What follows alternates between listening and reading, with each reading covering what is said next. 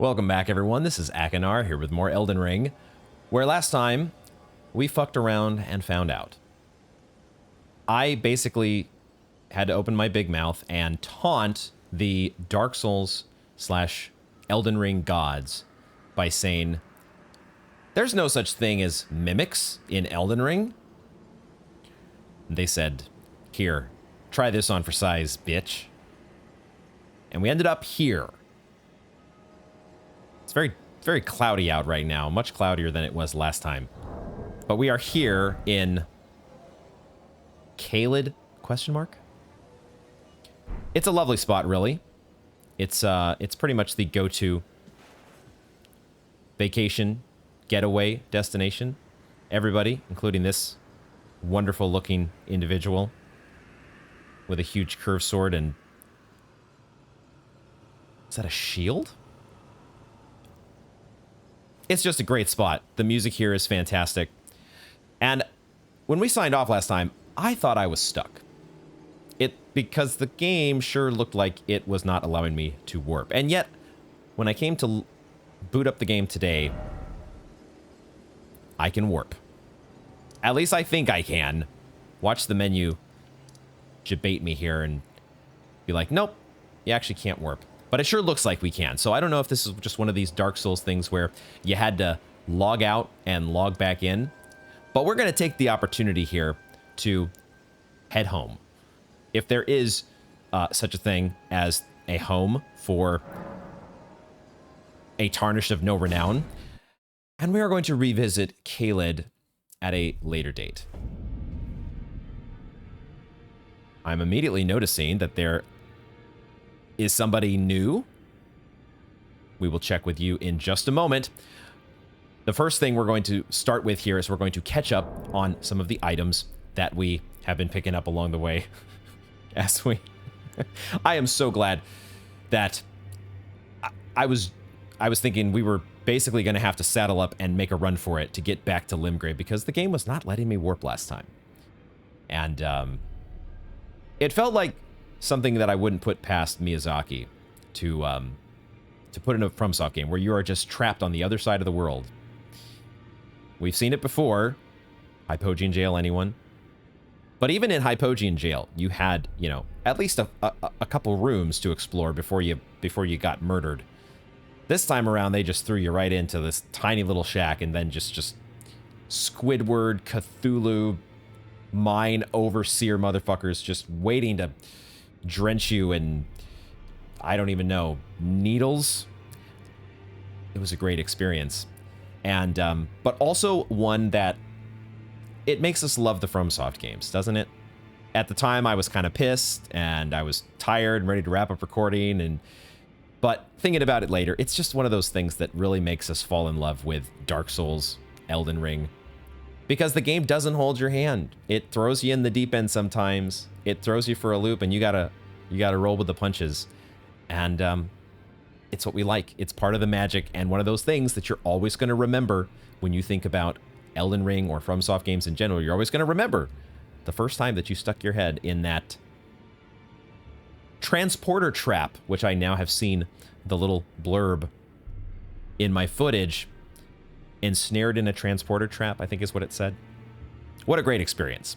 Fantastic. Let's take a look at some of these items that we've picked up. I have also discovered something that I was bemoaning before is, when will we get recently picked up items? Well, it turns out, similar to Dark Souls 3, there is a sorting option for your items. But in this case, I don't think this was in Dark Souls 3. Order of Acquisition. I did notice that Order of Acquisition was available in this info part of the menu, but I hadn't thought to try it with the other tabs, and sure enough, it just applies everywhere. So you get to see things like Rot Grease that you've picked up recently. Coat's Armament inflicting Scarlet Rot. Scarlet Rot we have not seen yet. I think I saw a menu blurb, or a loading screen blurb about that, but I don't remember exactly what it said. We picked up one of these rune arcs. This may have maybe be the most positive thing that happened from our journey to Caelid, the crystal tunnels or whatever.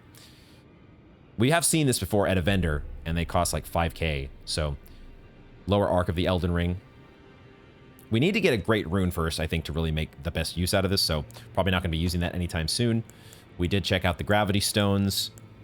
We picked up these poison bone darts, I think in the Fringe Folk Brave, as I was trying not to get massacred by the stone chariot. And what else? I don't remember us picking these up. Glass shards. These look like rubbish.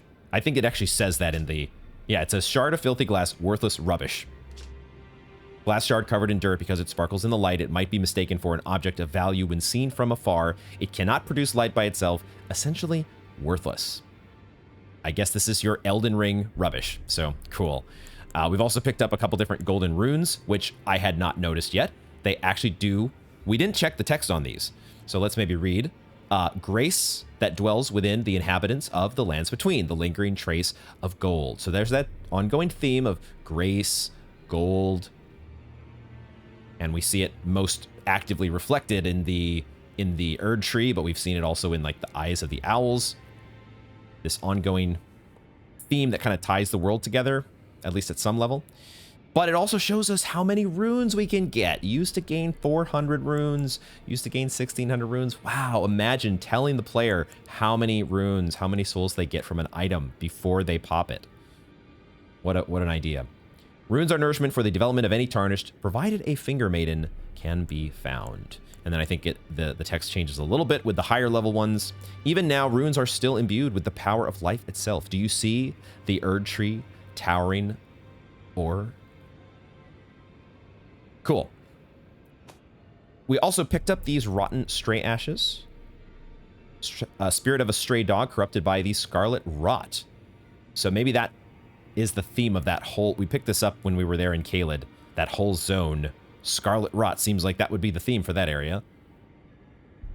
Though it is only a small creature, it is as violent as it is nimble, and its fangs fester with poisonous rot.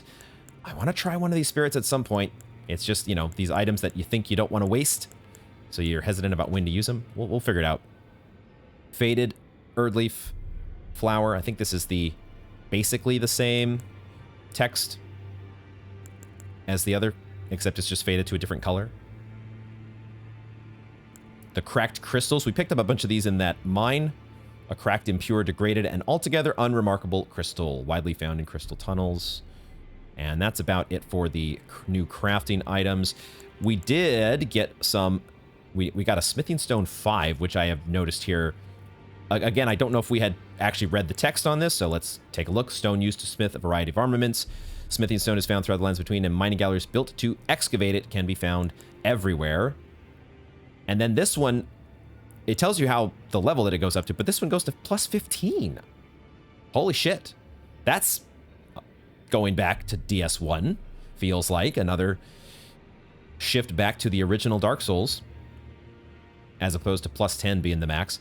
Mined near the foot of the Erd tree, these stones are said to have been used to bolster the strength of the royal forces.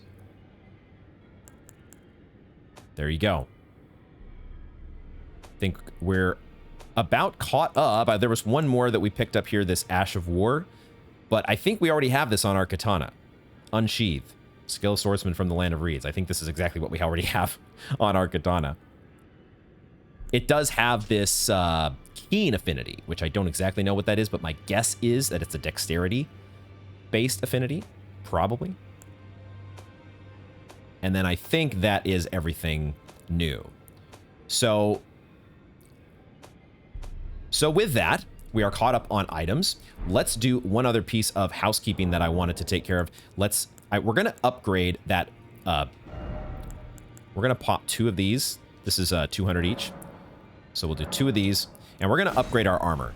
Last time I had passed up on upgrading armor because I didn't want to put us over the weight limit. But what I had forgotten is that I had switched out my gloves. I had put on a heavier set of gloves that I didn't need to have on. If I went back to my Land of Reeds gloves, then I think we can upgrade this piece of armor and still be under heavy load.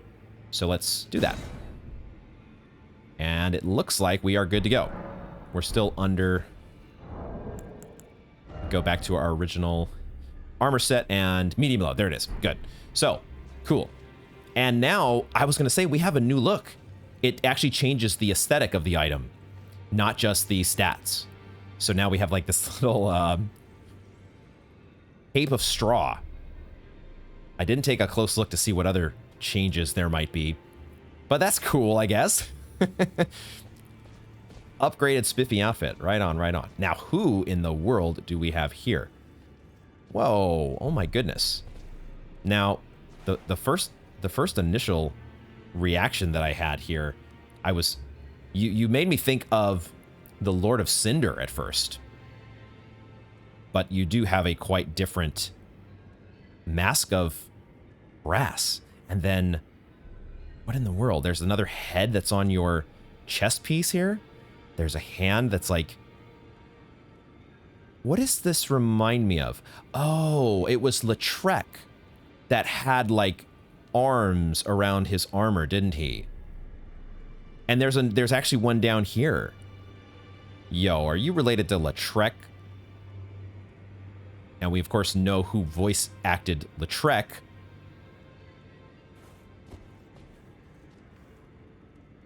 I don't believe we've met. I'm known as D. Okay. I hunt down those who live in death and weed their death root. Heed my warning. Those who live in death should be left well alone. All the more should you spy a mariner among their number, unless you wish to lay down your life in vain. Those who are in death should be left well alone. Sounds like the doll from Bloodborne. Sort of. What is... Oh, that's a candle on the ground. It's like, what is going on with my foot? Huh. Those who live in death. Those who live in should death. Be left well alone. All the more should you spy a mariner among their number.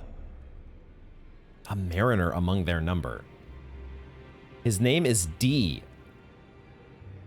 This brass, it's a hybrid armor set, and it's very interesting. Brass plus maybe not silver, but I don't know what the other material is, but it's trying to see if there's a way I can get a look at what is in his right hand exactly. Is it actually... No, there is a head there.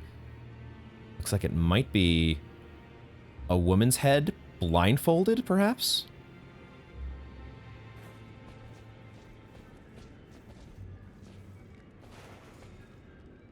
Fascinating. Well, at least the other... the number one worry that I had there going into a character... Talk to a character that was reminding me of Lautrec was... You better not be Patches. You better not have Patches voice actor. Fortunately, you did not, so... I still got my eyes on you, though. I'm not, the sus meter is still not at 0. All right, I have quickly done an NPC sweep here at the hold as well. No new updates from anybody else. I think I noticed as I was going through my items off camera, I noticed that we only have one stone sword key, which is a bit confusing to me because I thought we had picked up 3. I thought we had looted 3 at this point and only used 1 at the Fringe Folk hero's grave. Unless these statues don't use just 1, there are 2 imps here.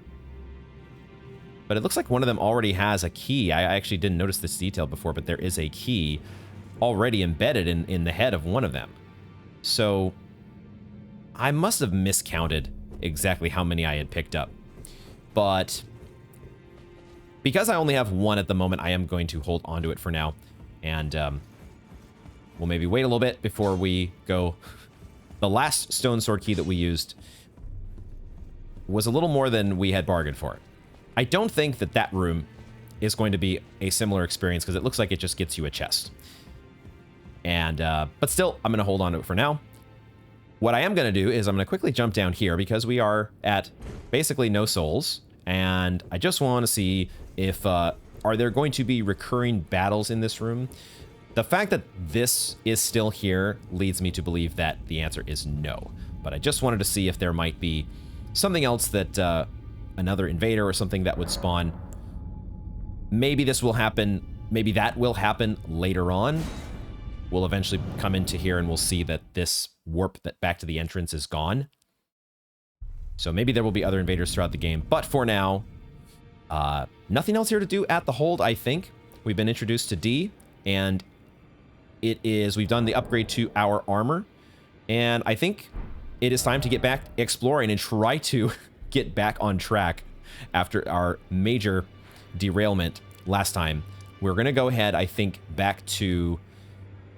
where do we want to start? I know I still want to kind of push my way through, kind of finish up the swamp area, and then begin to just keep moving slowly northward along the map. And maybe I will take a little bit of time and revisit some of these. I feel like there are a couple areas here maybe.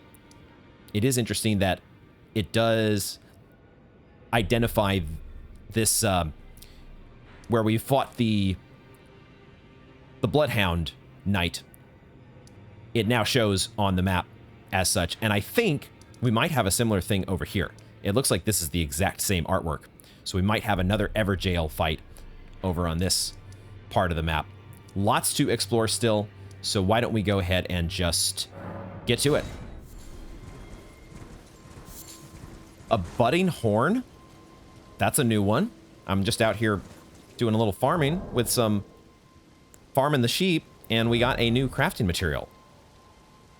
The sorting is still recently acquired, so we have a budding horn found by hunting.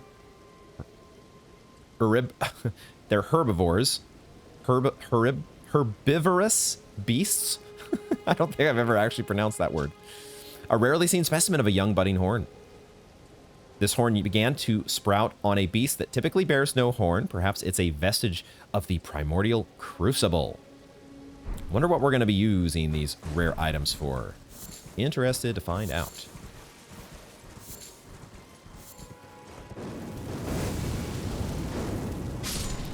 I was hoping for some splash damage there. There we go.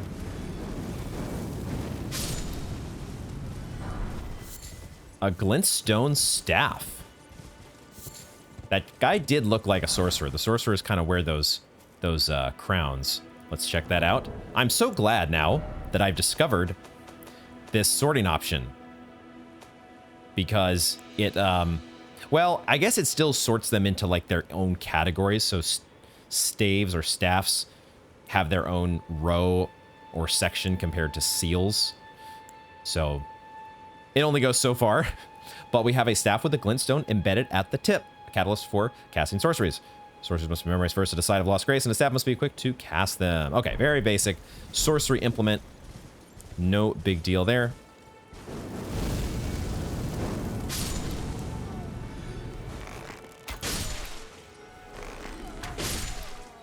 Who's coming? Hi.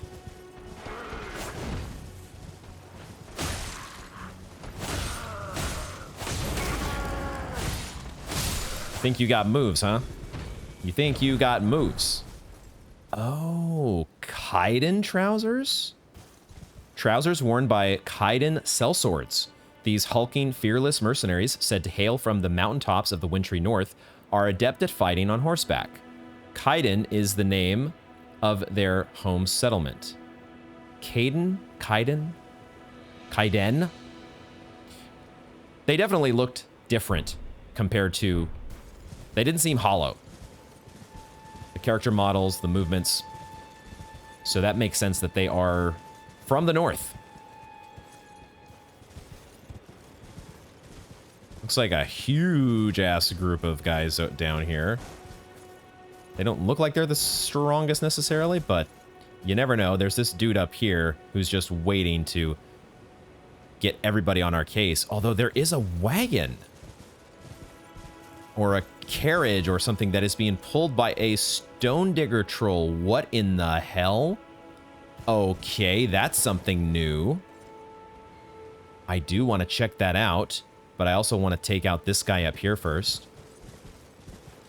And also keep exploring. There's also a Statue of America. So who knows what we're in for here. I think I have finally figured out the Statue of America mechanic. I think I have finally got that straight in my head. They are not summoning pools. Those are two different things. And furthermore, when you are close to a Statue of America, when you are within the vicinity of getting its effect, you actually get an icon in the top left next to your stamina bar. So you can very clearly see that you have been granted its effect. And if you get into a fight, or you die, I guess, that's when it's most important, you will reap the benefits. Why am I doing this? Just go up and kill this guy. Death from above. Another glintstone staff. Ooh, there are some graves over here. All kinds of loot here at the graves. We're going to be doing some grave robbing, apparently. I have a feeling... First of all, I think I hear a scarab somewhere. But I also don't like the feeling of this. As in, I feel like there's going to be a trap of some sort.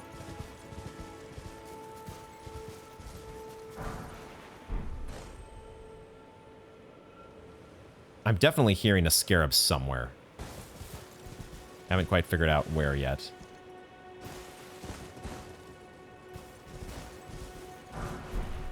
Golden Rune 3. So, okay, a whole bunch of golden runes. And so far, no jump scares. No skeletons popping out of... Ah, there it is.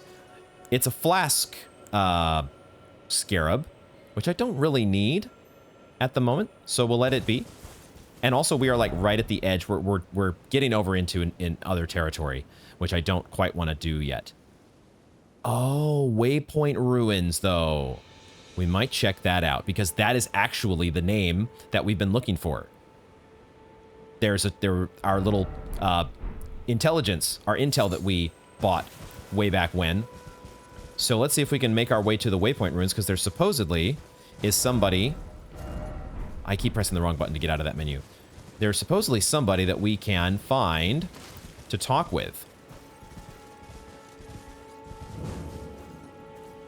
These are some... I was going to say, these are some suspicious-looking flowers. They are not just any old flowers. They are the kind that look like they are going to attack you. Or be harmful in some way. I'm going to fireball them from a safe distance and not take any chances. Poison Bloom. And a glowstone. Do we have an NPC here? Huh. Let's check out Poison Bloom. I'm guessing that it's crafting materials. There we go. Blooms in toxic terrain. Flower that grows in toxic terrain, dripping with a deep green poisonous liquid. We once again have that little grave icon at the bottom left, which I still really have not figured out what that means. What is its significance? My theory had been that it was signifying an entrance to a cave nearby. Could that be the case? Is there an entrance to a cave nearby? There are more flowers. And there's a big flower, which I think... Oh boy.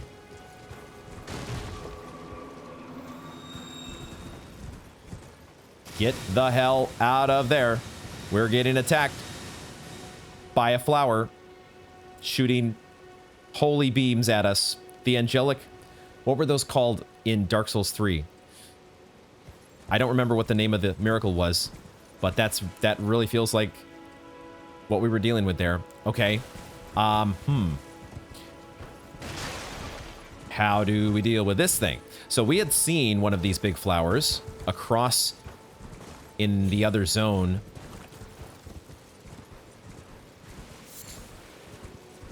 It might not be that difficult to take on. Let's go around this way.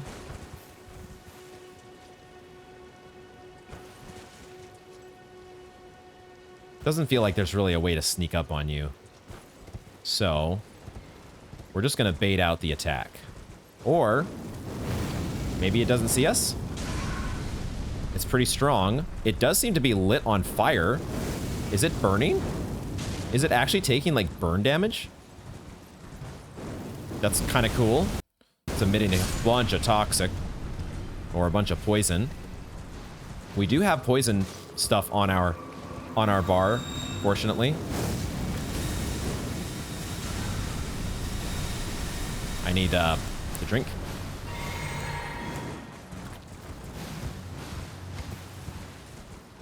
It has a lot of health. Fire does seem to be pretty effective against it. Get some splash damage on the little guys as well. Let's move.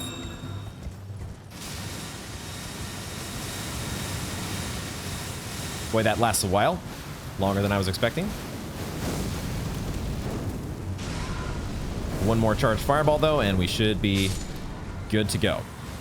Let's see how these do against arrows. Regular arrows. Not bad. What about fire arrows? Wait for him to stop bumping around. Not that much more. The fire arrows are not super, like... For enemies that might take more damage from fire, I haven't figured out yet if the fire arrows are really that much more powerful. We have a Miranda powder, which we will look at in just a moment. And there is some loot on the ground, more golden runes, and we got a cerulean flask back, cool. And immunized cured meat. A couple crafting items here. Miranda powder, found by killing Miranda flowers. We have the name of these man-eating flowers. This is their pollen. Throughout history, perfumers have prized this extremely fragrant form of Miranda pollen, not yet scattered into the air. We did see the poison bloom already. Does that mean that we picked up... This was actually a consumable. Cured strip of meat dried out after pickling in a green medicinal solution temporarily boosts immunity. Higher immunity helps to mitigate the buildup of various poisons and scarlet rot. That's pretty cool if it just kind of rolls immunity into one effect that covers a whole bunch of different types of status ailments. Oh, I see an item. I see an item up above in the ruins here. I guess I have to get up to the top of this. The ruins that are behind. And then drop down.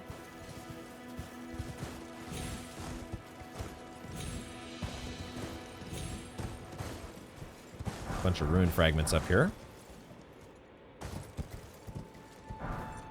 Let's go ahead and dismount.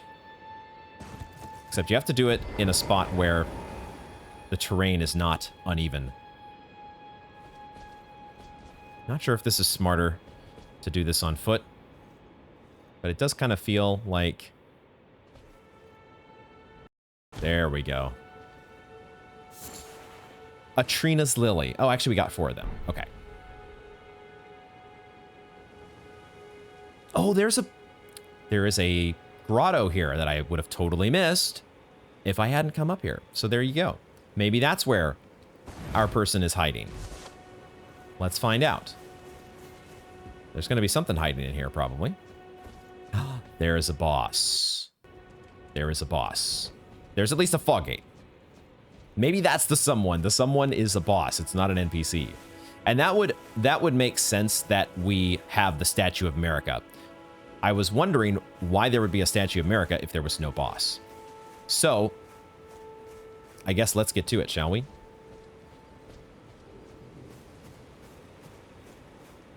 Let's see what we're dealing with here. We're full on flasks even. I guess we got another refill on our flask that I didn't even realize. So that's cool. We'll start with fireballs. See where we go. From there. Oh, here's some grunting.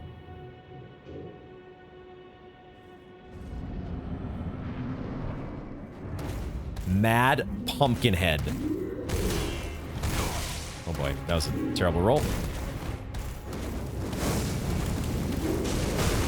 Well, took a trade there. I meant to go to this. I'm stuck on some terrain. Let's drink.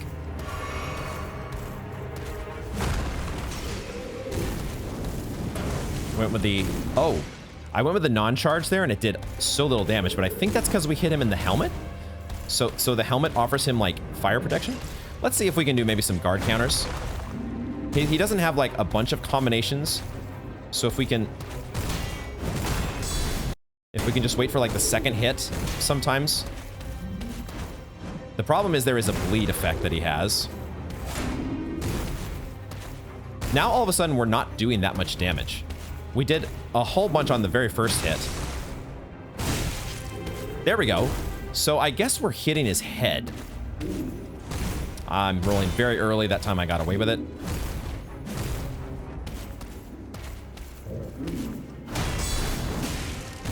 Yeah, I think that was the mistake, is that we were hitting him in the head. His Mad Pumpkinhead offers him a whole bunch of additional protection. We just need to make sure that we hit him in the unprotected, the unclothed portions. But his moveset is not the craziest ever. I'm just ending up a little too far away to be able to do my guard counters. And then I'm forgetting that you have to actually bait out all of the attacks first.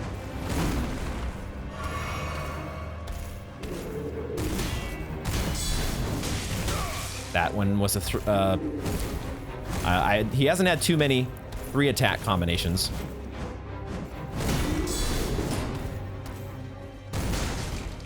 Do I want to heal? I'm going to be a little bit more greedy. This guy doesn't hit the hardest. And also, he's almost dead.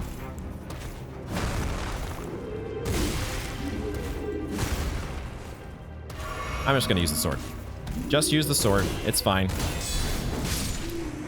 Trying to get fancy, doing a ranged attack to finish things off, and then I realized I had no magic because I was out of fireballs or out of FP. Enemy felled. Mad Pumpkinhead dealt with. There we go. We get a Side of Grace as a reward. That's kind of new. Let's definitely rest because we need flasks.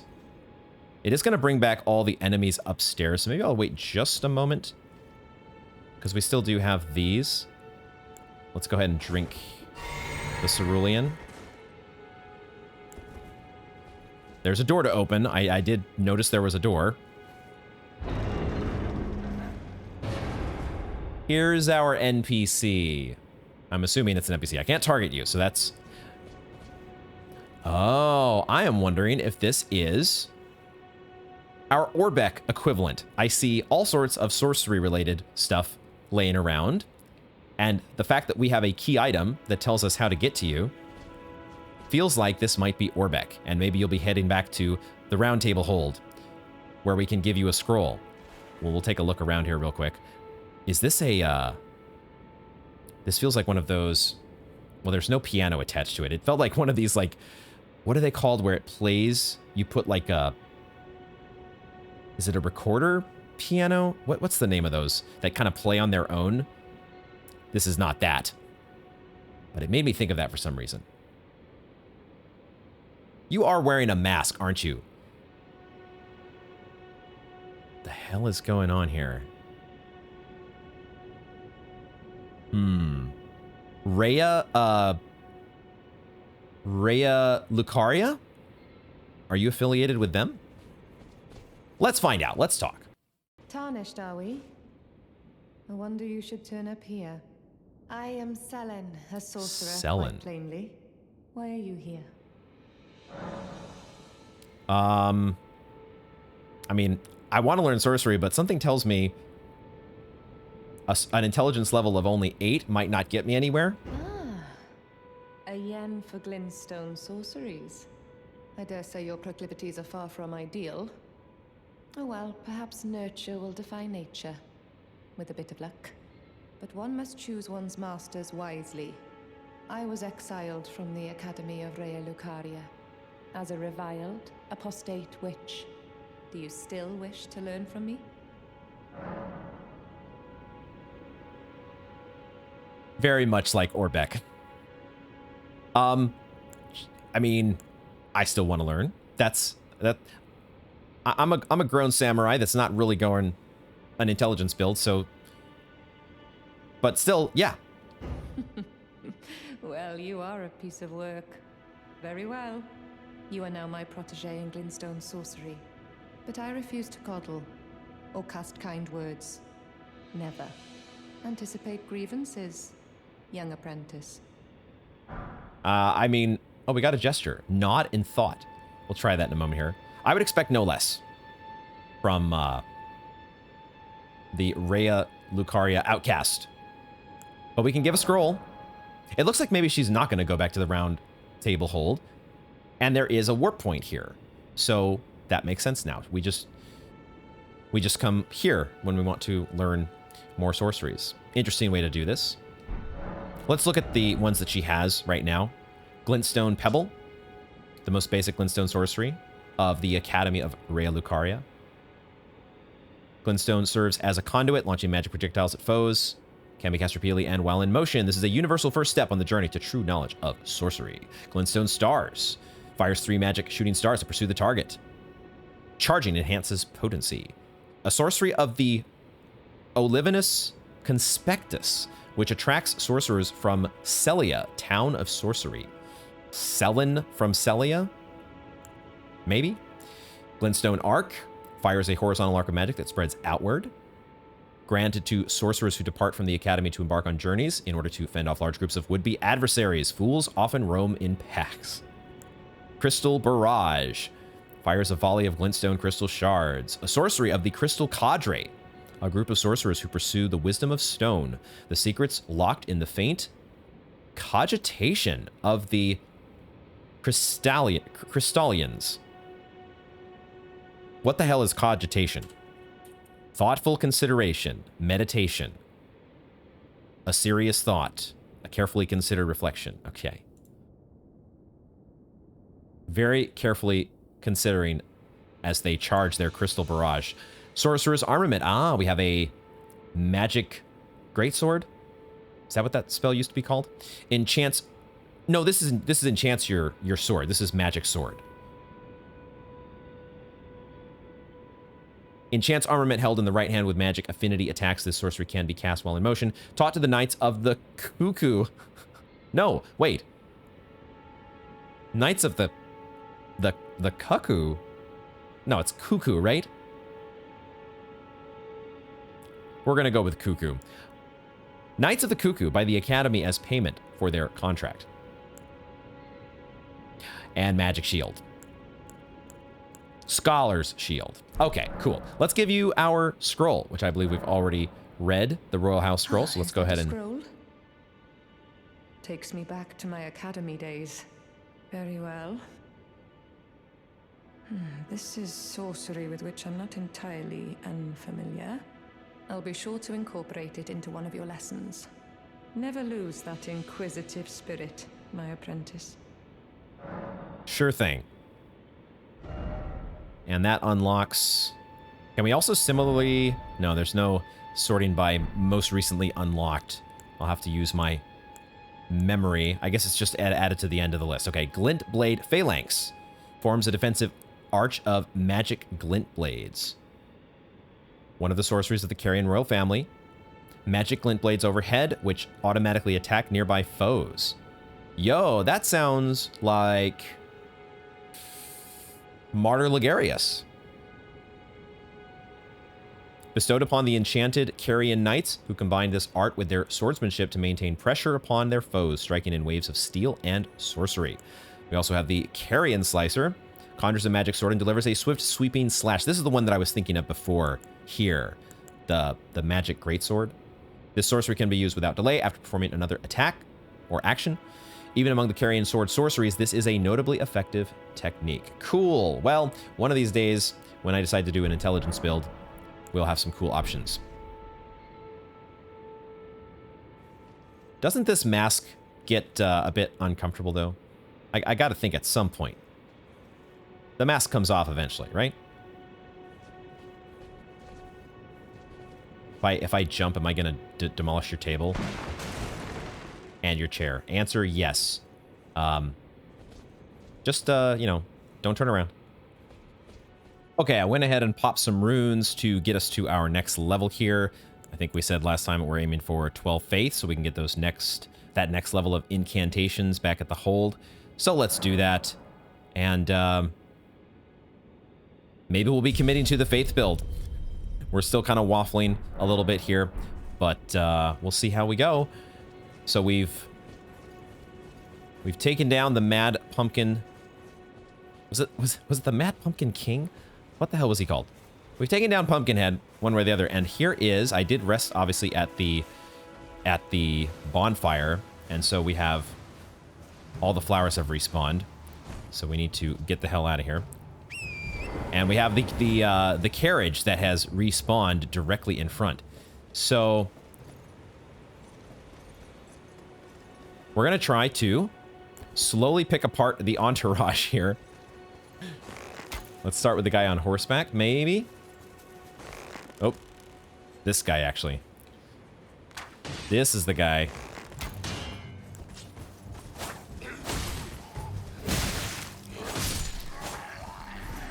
He got wind of us a little early there, so first things first. Are there any guys with horns? As in, they're going to sound the alarm. There's that guy that's back up on the hill. But I wanted to take on you. Maybe let's go with a charged fireball here.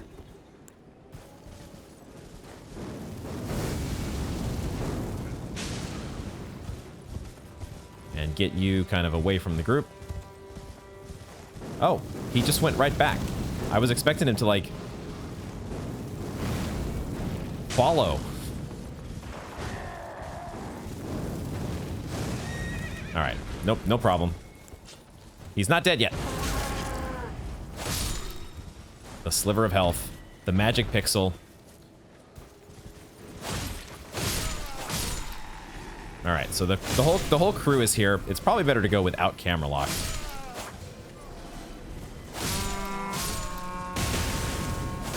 Freaking torch hollows.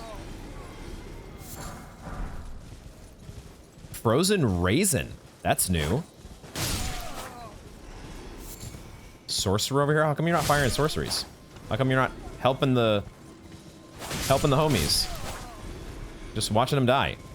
Okay, well, that was not the toughest entourage to deal with. It's really the big dudes that could pose a little bit of a threat. That guy up there with the horn has not spotted us. I'm just wondering, are we able to... There is a chest on here, isn't there?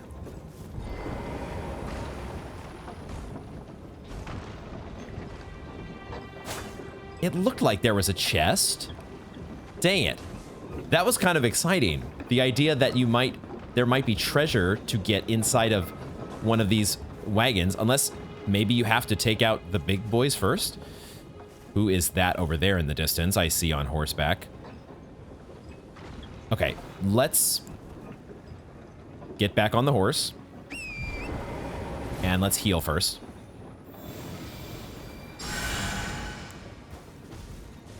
I don't remember these guys being particularly weak to fire.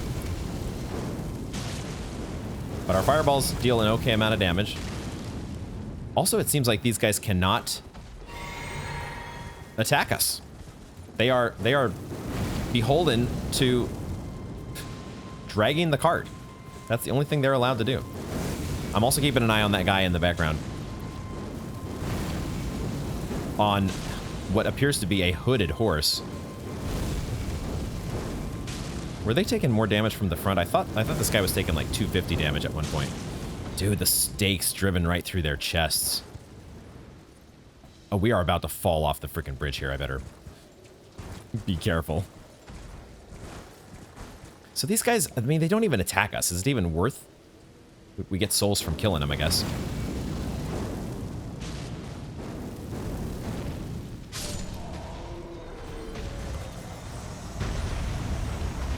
I meant to pull out my telescope. because I want to take a look at this guy. Dude. Oh my god, the horse with the, he's headed for us. He's headed our way.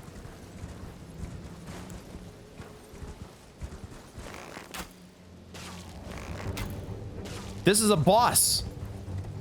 Knight's Cavalry. Holy shit. Okay.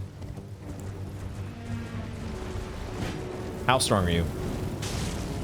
So far, we are just doing damage to the horse. I don't know if that's just an unfortunate hitbox thing. I did not mean to get off my horse. God damn it.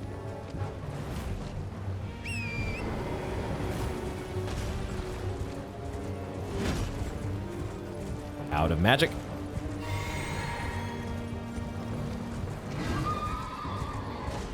Running the wrong way here.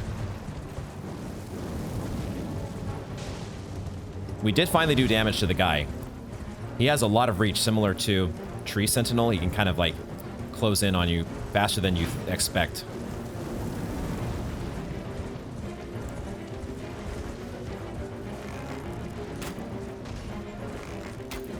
You gotta like get him when he's turning around, right? Or turning in your direction.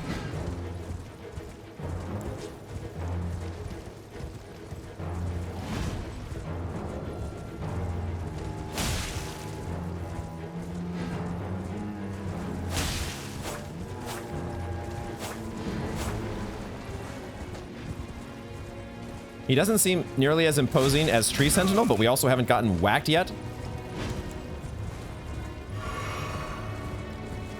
Famous last words, always.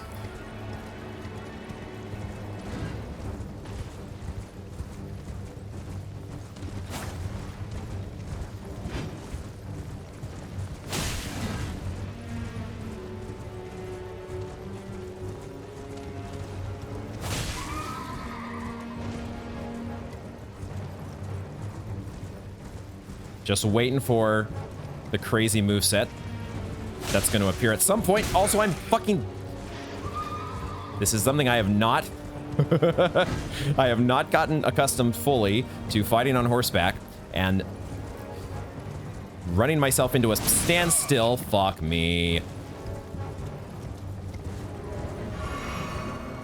It's why I tend to prefer the ranged attacks, because even if they are less accurate, they do keep me out of danger. Or at least, usually they do.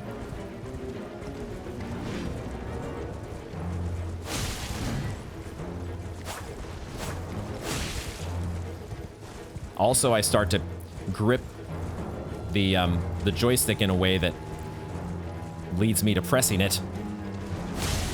Yee! Did I just... I'm still wondering whether we get iframes from our dash. It certainly feels like we do sometimes. Being on this side of you seems to be a good idea. He doesn't seem to be able to attack on his left very effectively. Horse is almost dead. Oh, we're out of stamina. I was like, why am I not swinging the sword? Stamina's a thing.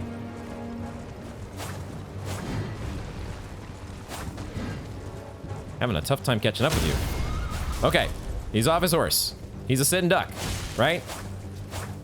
This is easy mode at this point, right? Wait.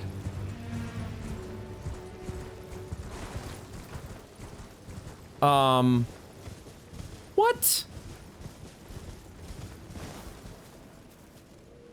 The fuck just happened? He's over here. I feel like we went out of bounds. I think that's what happened. It just happened to be at around the same time that we knocked him off his horse. But you're only able to fight him in this area here. Fortunately for us, he still has the same amount of health. Oh boy. Oh, he resummons the horse. Oh, that was fucking cool. That was fucking cool. So it's a temporary, it's only a temporary setback. I kind of like the melee combat here, if I'm being honest. We don't get iframes, I don't think. I was thinking I could just dash through. Yikes. Well, I'm out of flasks here. I really need to probably save my magic for heals.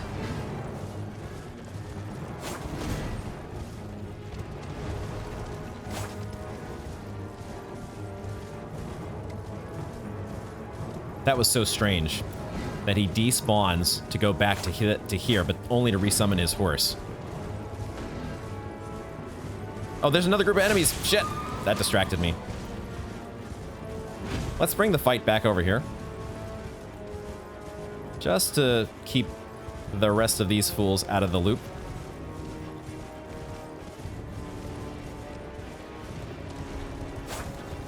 Man.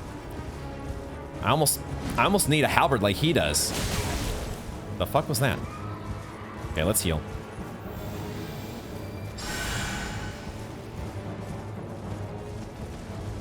Like to bait out an attack and get another heal.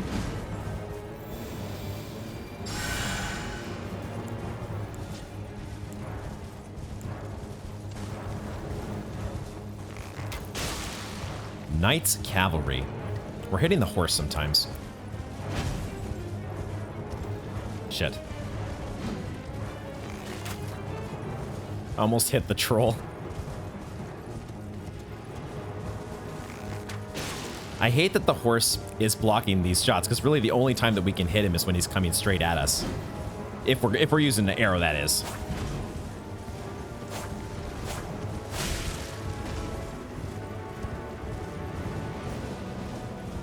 And here I thought we had him. No! God damn it. I thought he was a sitting duck.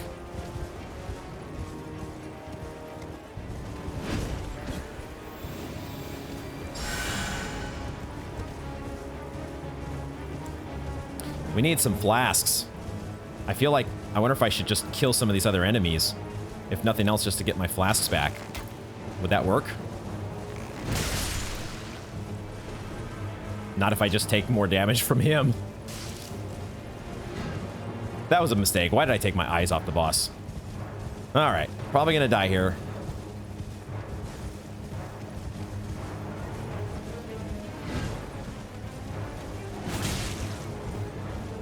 Don't know how I didn't get hit. I feel like we want to stay on this side of him. But it's just very difficult to get close. And if he's able to whirl around. All right. It's tough to hit him with magic. It's tough to hit anybody on horseback with magic. So, do we just go full jousting mode? As in, we only apportion. I mean, we can get a lot of mileage out of our heals, our miracle. So we can save all of that for maybe we'll just leave the flasks the way they are. Let's leave those as is, and we'll just focus on, we're gonna do I take the bow off of the bar? How do I handle this? Let's just run. Let's just get back into the fight.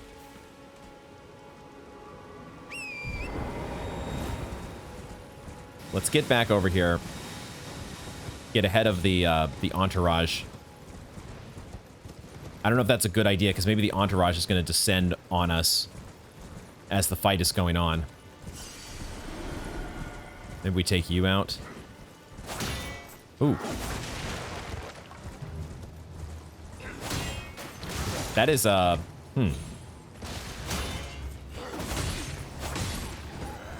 there we go. There we go. Now, okay, this is not the guy. Get the smoldering butterflies here. Where is the guy? Where is the Knight's Cavalry? This is just one of the regular horsemen from the north.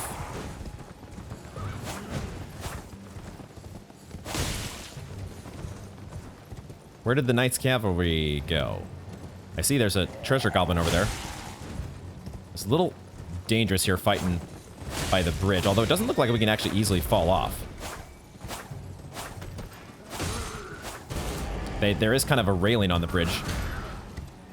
that looks like maybe it prevents us from easily just running over the side. What are you doing?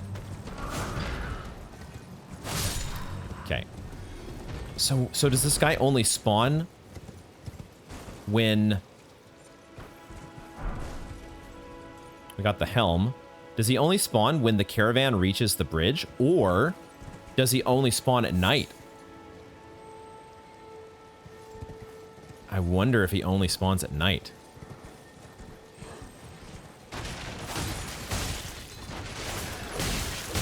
God damn it. Fucking hell.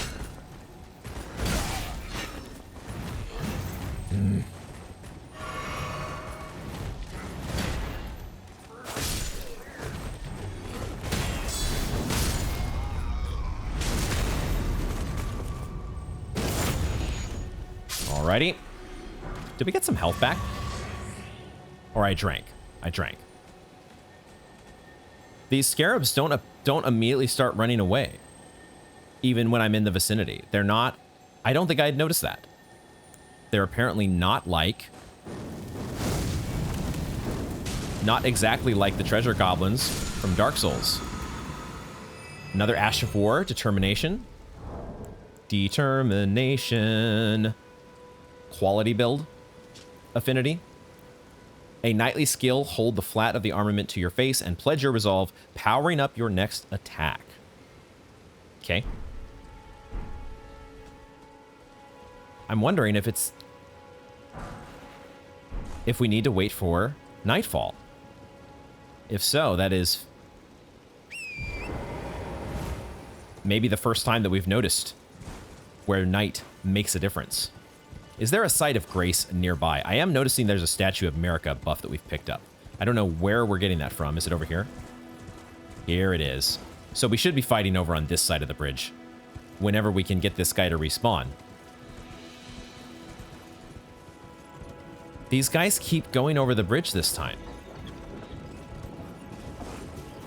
They're not stopping like they did before because the boss is not here this time. This is so weird. Huh, I'm not sure exactly what to do about this other than I guess I need to go to a site of grace and make it nighttime. Or we just keep exploring for now. Maybe we'll keep exploring and circle back around here once nighttime comes back.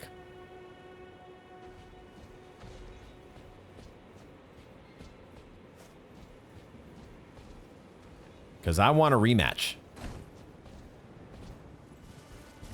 I guess while we're here, we'll head down the little valley. See what we can find. Looks like there's some more enemies down there.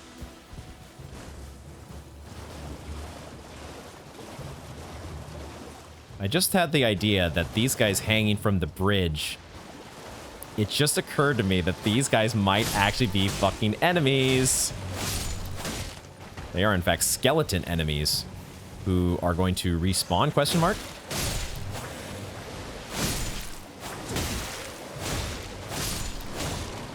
They are going to keep respawning. So, I wonder if this is like in DS1, where you need some sort of an enchantment to deal with the skeletons. Fire grease, huh? We kind of need to heal. I did not want to dismount. Hold on here. Give me a little heal, please.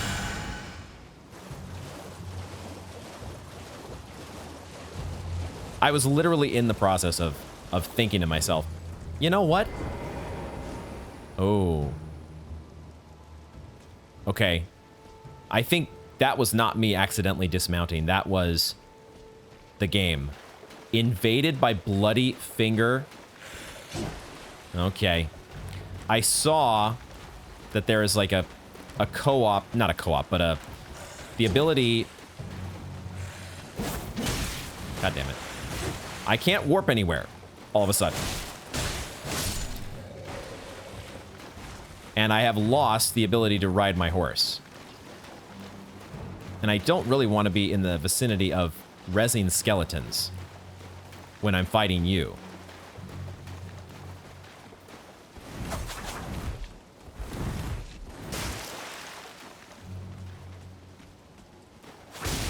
God damn it. Fuck. I was so fucking focused on the fact that there was going to be another skeleton around. Bloody Finger Hunter Yura summoned. Oh. Oh, that's pretty interesting. We need to warp back over here. Or maybe here. Let's go here. Okay, yeah, I was so focused on, like, I don't want there to be a skeleton chasing me while I'm fighting this guy. And it just completely threw me off. But that's super cool that the guy we met last time, Yura, Hunter of Bloody Fingers, he was actually gonna come in to save the day. So let's see if we can make it back there. There's a sunflower. Grab one of those. I don't even know how many runes we had. I don't think it was that much. But let's make it back. I was so discombobulated by that entire situation.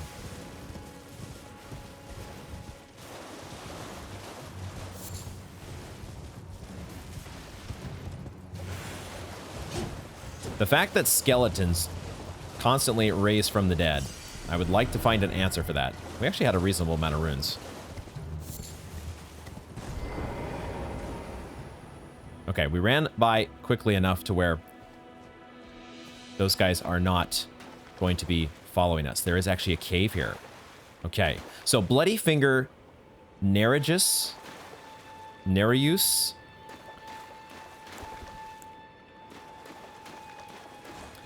and I don't know how long it's going to take Yura.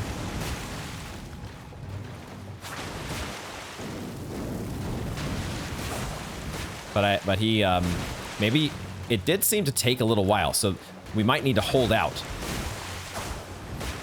against the Bloody Finger. Whoa, what was that? He has a pretty high bleed modifier. We have bleed as well. Here comes Yura. Dude. The Bloody Finger. The end is nigh. For you. And your blood.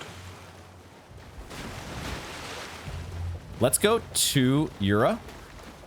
Because I just happened to see him over here. I was kind of thinking he might be coming from this direction. So let's get to where he can help us. Because I need all the help I can get against invaders. Let's be real. I'm going to assume that my fireballs don't damage you. Looks like that's the case. I can afford to charge my fireballs. And get some nice fireball splash damage. Dude.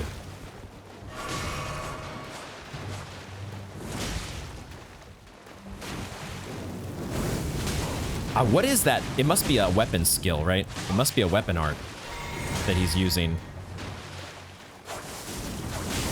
Where he's throwing those bloody whatever they are.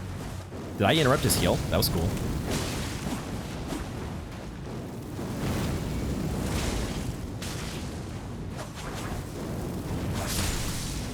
Got him? Dude, he does so much damage. All right. Thank you. Thank you, Yura. With his objective accomplished, Bloody Finger Hunter Yura returned to his world. We picked up Reduvia. That's going to probably give us the answer to our question as to what the hell's weapon skill that was. But let's heal up first. Get the mileage out of our miracles. Our incantations.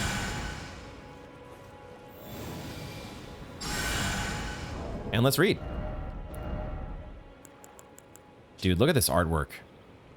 Oh, Jagged dagger with a distinctive curved blade used by the noble servants of the Lord of Blood. This dagger rips the flesh as it enters, inflicting blood loss with sickening efficacy. A proud testament to the success of its vicious design, this weapon is perpetually coated in blood.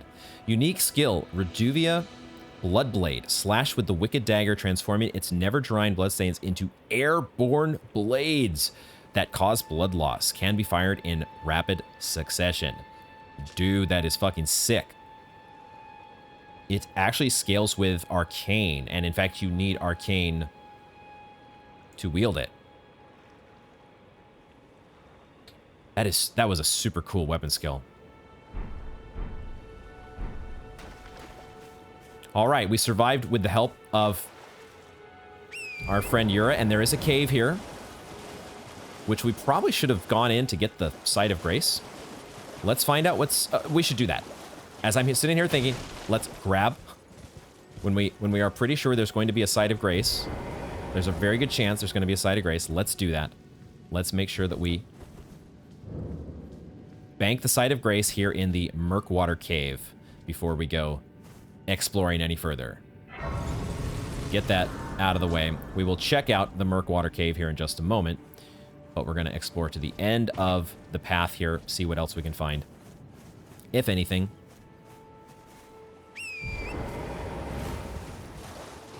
Anything else to find here? Chests. Fake chests waiting to spirit us away to the other side of the world. There's actually a passage here. Oh, and here's Yura. Here he is. What's up, dude? I do have to dismount to talk. I see a spirit spring over there as well. Dude, I'm in your debt. Ah, we meet again. To have fought Nerijus and lived. You must have seen your share of battle. I am Yura, as you might recall. Hunter of bloody fingers, tarnished, held in thrall by cessblood. Zealots, who stalk their own. You stay the path. You're certain to face more of them. Just remember, no kinship with their ilk remains. Their madness precludes it. Don't let your emotions stay your blade. Don't worry about that. You get invaded, you don't have to convince me that getting invaded is anything but a time to, well, I was gonna say anything but a time to fight, except I did have a bit of a running around with my acting like a chicken with its head cut off the first time, but we won't count that one. Skeletons. We got more poison bloom, and we have skeletons raising up once again. I do need to charge if I want to get the full. If I want to take out the oozes. No. I thought I could get them with one hit. Apparently not. I'm definitely being a little bit annoyed here by the skeletons. And I'm also realizing that there is a lot more here to explore. Where are we exactly? I cannot check my map in the middle of combat, apparently. Is there another cave down here? It looks like it. Okay, well, you know, let's check this out. The dragonfly, I don't know. I've not seen the dragonflies attack me. This, I was going to say, this looks like maybe another catacombs. We do have a second catacombs here, Murkwater Catacombs. So the Murkwater Cave and the Murkwater Catacombs. So we're pretty close to leveling, I think. So why don't we take care of that first? Or do I want to go buy something? Yeah, actually, that's a good call. Let's head back to the, if I can find a place, if it will let me warp if I go outside, as it does. Okay. So we've actually gone all the way back through here. So we're kind of existing off of the map. Hold on a second here. Let me take care of the enemies that are just in the vicinity. As I hear the wolf crying out. Howling.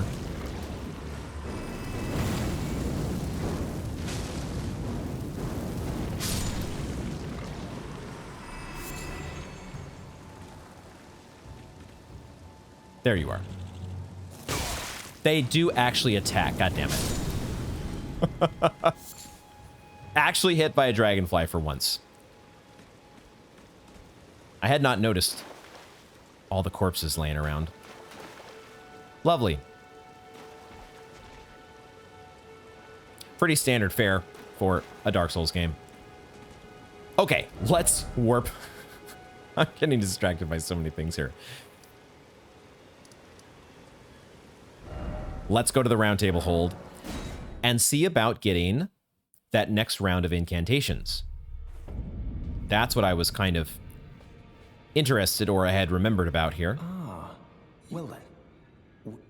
Because we did get to 12 faith, which means we can now use the regular heal. And maybe that's an option that we want to pursue. We also have the rejection spell. We could try out both of these. I think I will pick up both of these and play around with at least one of them. We'll switch out our urgent heal for the regular heal. May the Golden Order. And we'll have to test and see how much that actually gives us in terms of healing. But let's do that. And then I really like my fireball. So I don't know that I want to just get rid of that for this rejection. I can't check the description, but it's like force or whatever it was. That's what it feels like from Dark Souls. And I never really was a big fan of that spell. We haven't really tried Catch Flame. I think maybe I'll play around with these a bit off camera and see how I like them. For now, we're going to stick with the trusty Fireball and head back. I still want to head back eventually. What is the time of day right now, actually? It's early day. Let's just do a quick bit of experimentation and go back to the north Agia Lake. And we'll pass the time there because we've not done the past time feature before. So we want to see how that works. But also, I want to see if we go to nighttime, can we resummon the Knight's Cavalry? Okay, it does give you the option to go directly until nightfall, so let's do that. Oh, that's cool. Nightfall it is. And let's head over to the bridge here. See what we might be dealing with. Still got invisible bro, who I don't know how to handle. Don't know what to do about. Fucking torch hollows. Okay, I saw somebody on a horse. Was it our guy? It is our guy. So he only shows up at night. Dude, that's super cool. That is really, really cool. I kind of want to take out these guys here real quick.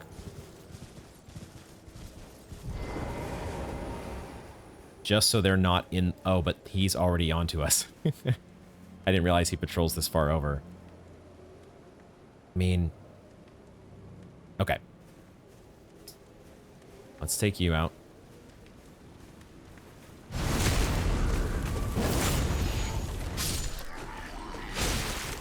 God damn it.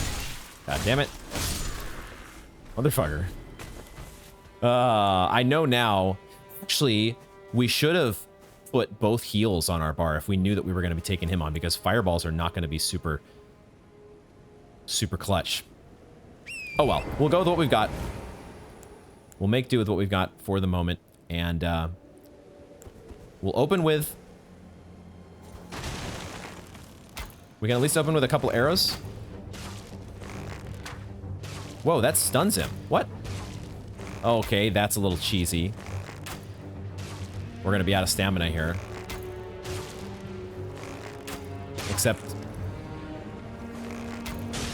That's the only thing that stopped that strategy, was us running out of stamina.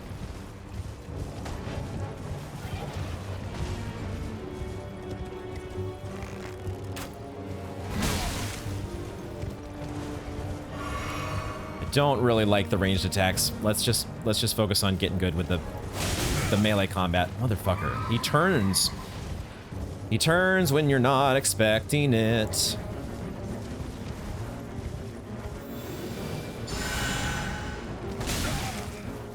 That heal takes so fucking long, dude. That is the longest fucking heal ever.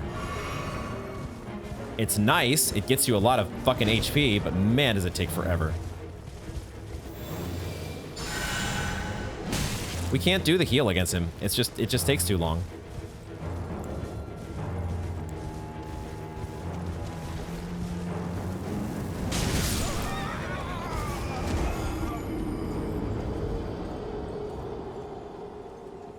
I mean, I need to focus more on baiting out attacks. That part, I think, is probably clear. But it's tough against this guy. Let's try to make that our focus, though. Dang it, did it go to daytime? Well, that's annoying. That is the only thing that is a bit annoying about this, is that it apparently does not stay nighttime. Had I... I don't know if I had noticed that before. The fact that when you die, does it just progress to, like, the next portion of the day? That's unfortunate, because that makes it hard to repeat this boss and get some practice on it.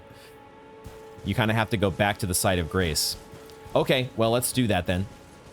I mean, actually, I might as well try this spell against him, because fireballs are not effective against him, and maybe there's a chance we can, like, knock him off his horse? Probably not. But let's just see. That's actually really unfortunate because they give you that Statue of America, but if the time passes, like it doesn't, the whole point of having the Statue of America near a boss is to save you the hassle of the run back, right? Which I think I finally realized. They give you the ability to say, hey, I want to just respawn directly at the boss. I don't need to respec or do anything at a bonfire. I just want to get to the boss. But if it is the case that time passes when you die, and you can only fight this enemy at a particular time of day, well, that Statue of America doesn't seem supremely helpful. Now, does it?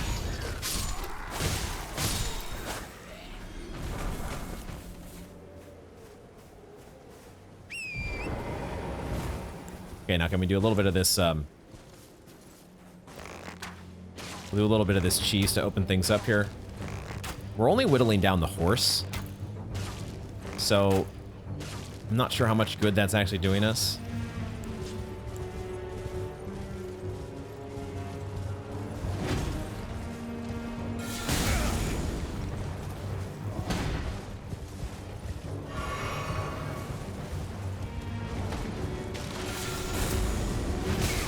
That did nothing. Okay, as I expected it would do.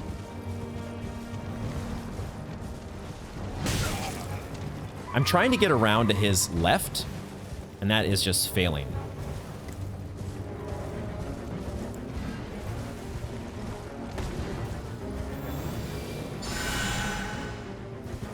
Okay, you really need to time the heal well, and you can get it off. The terrain getting in my way is a bit annoying here.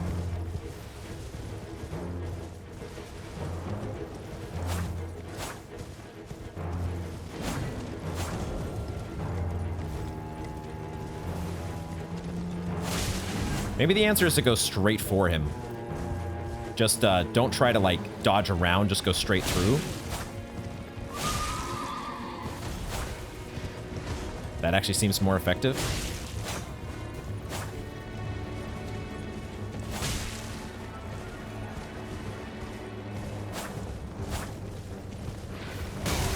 He headbutted me. That was rude.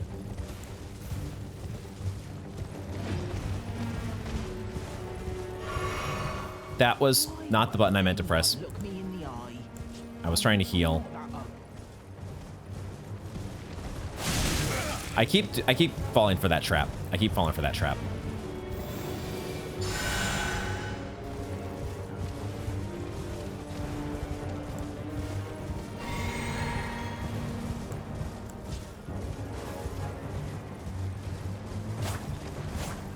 Almost fell for it again.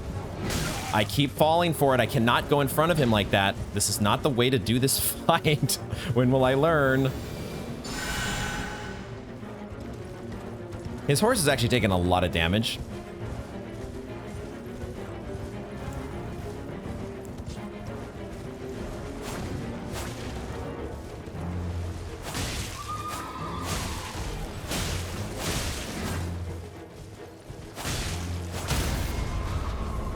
Now, can we get a whole bunch of hits on you while you are relatively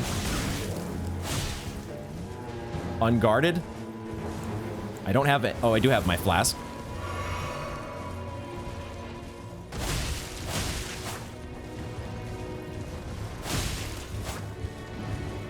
We didn't get as much damage as I would have liked.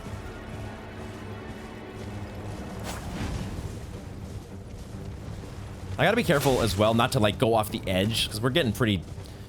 I've gotten close to the edge a couple times and only just barely realized it.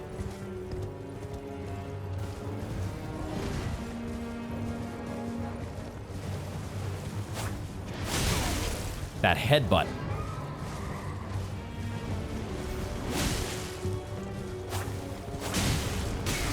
Shit.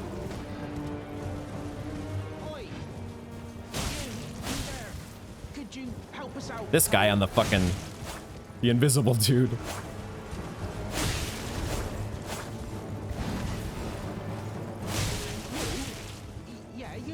Hugging his ass seems to be a pretty good move. Oh my god, the stupid fucking torch hollow.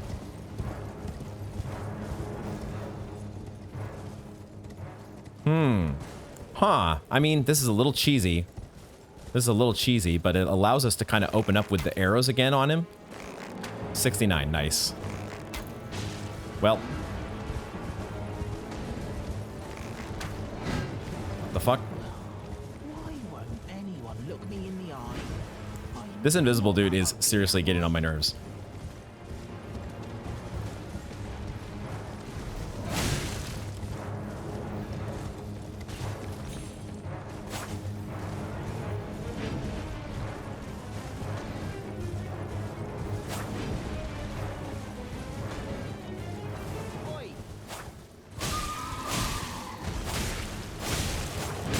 Shit. Okay, let's go try to get a heal here. Bait out attacks. And then heal. That's not the fucking... That's the flash button. No! Got away with it.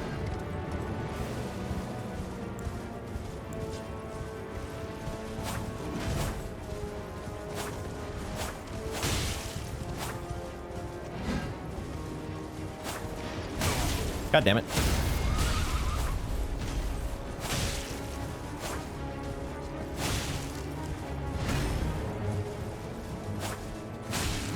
Shit.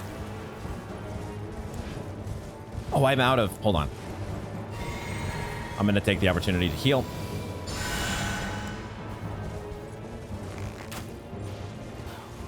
Why won't anyone look me in the eye? I'm not afraid. I'm not embarrassed or ashamed of taking pot shots at you to finish you off, you goddamn son of a bitch. Knight's Cavalry. Out of my game. Nerd. All right, we got an Ash of War repeating thrust. Let's check that out as we get safely away from fucking Cully motherfucker yelling at us. Hate this dude. What was this again? The repeating thrust. Another keen affinity. Twist to build power, then unleash a flurry of thrusts. Usable on armaments capable of thrusting. Colossal weapons accepted. It did feel very much like a, based on the artwork at least, very much a rapier kind of Ash of War. Maybe you could use with spears as well. Okay, Knight's Cavalry down. That guy really was not the worst ever. I was just kind of being a dingus and attacking him in a way that was just opening myself up. Completely opening myself up. Okay, let's head down now to the Murkwater Cave and check this out. Let's explore this, and then we have the Murkwater Catacombs. start to venture in. Checking out some more caves. What do we got in here? Ooh, this immediately feels like, this feels like the Cave of Knowledge. There were bells, and now they're all coming. They're all coming.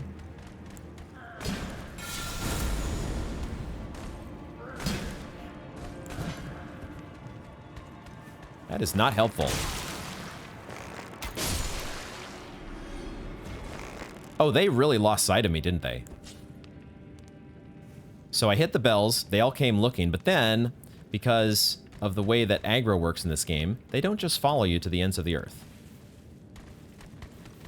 But if you're a dingus, and you get back in range, you can open yourself up very quickly. Fuck. Ooh, what the hell was that? What the hell was that? I kind of want to test this rejection and see how it works. But it is so short range. Just give me back my fireball. I want my fireball back. Okay. This is not... having the high ground here is not an advantage for me. What the hell? Okay, you know what? We're just going to call a redo here. We're gonna sit back down at this side of grace and give me back my fireball, goddammit. What in the hell is this? This is why I never liked Force, is because the range. It is so nice to have a ranged magic spell to go with your sword, right? It's just like the perfect complement. Because you just need that range sometimes. And I definitely need it in this case. I also need to not trigger the bells.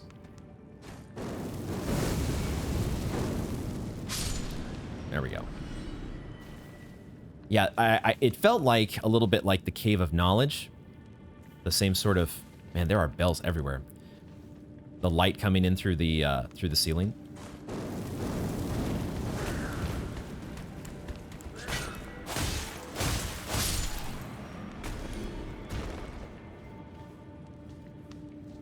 Side path.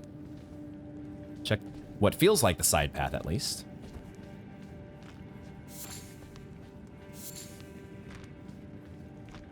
There's a fog wall here. Okay, that might be the main path. So let's explore over here first. We already are up to... Oh, right, we got the runes from the boss. I did forget about that. So maybe we'll go back and spend some runes here. Forgot about the fucking poison. Forgot about the poison bombs. Luckily, we do have... I forgot we do have the neutralizing boluses here. So that's cool. Nice little thing to have. Can I get some splash damage here on my fireball? My charged fireball. Not so much, but it'll work. It'll work. It'll do the job. Whoa, it hit the box. That hit the box and not the enemy. But it's fine. Those are explosive barrels, aren't they? There are explosive barrels in this game. Confirmed.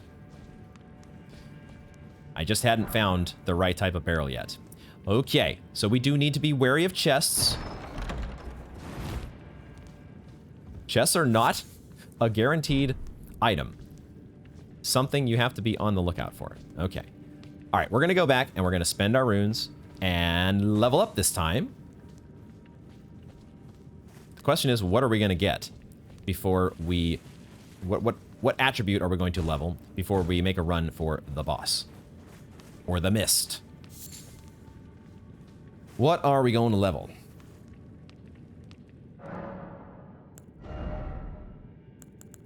If we are going the faith build, we probably want to... I need a few more runes.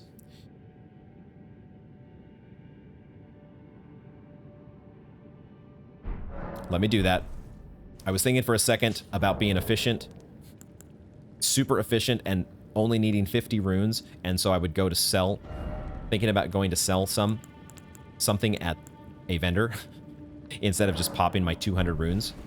Because, oh my god, it's 150 more than I need. How wasteful. Got like 50 of those.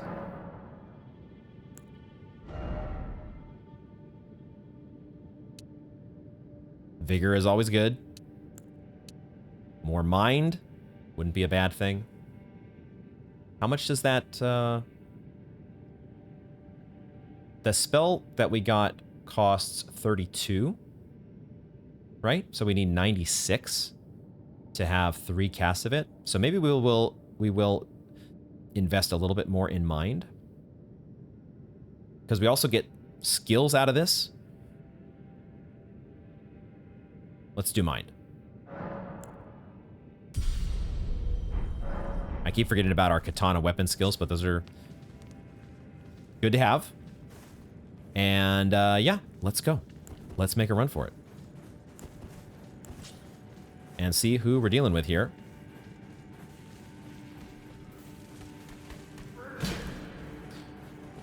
In the Murkwater Cave. Who we got?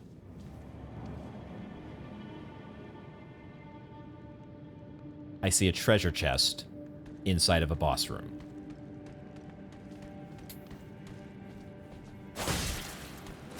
Can actually hit the enemy through the fog gate, and they can hit me through the fog gate.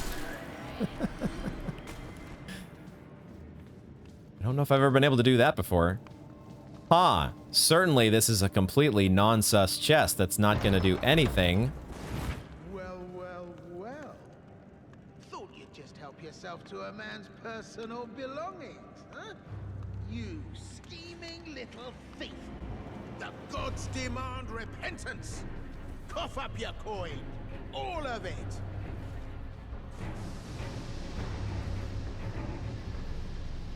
Fucking patches.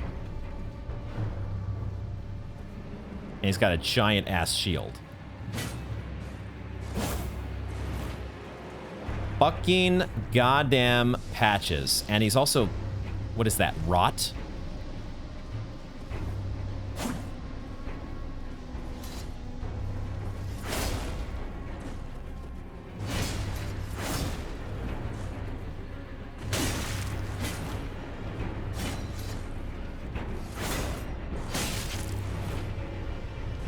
Fucking shield.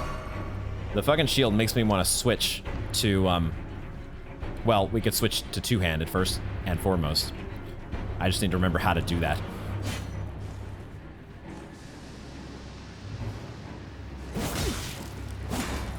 Fucking patches, and he's a mini-boss.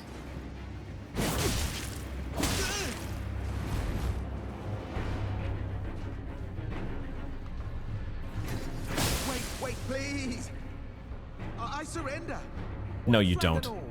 No, you don't. You don't fucking fool me for a second, bitch. It was bound to happen someday. What a shit show.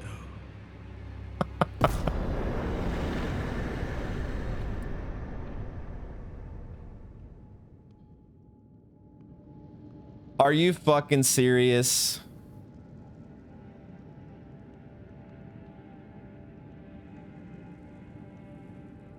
So Patches is in Elden Ring.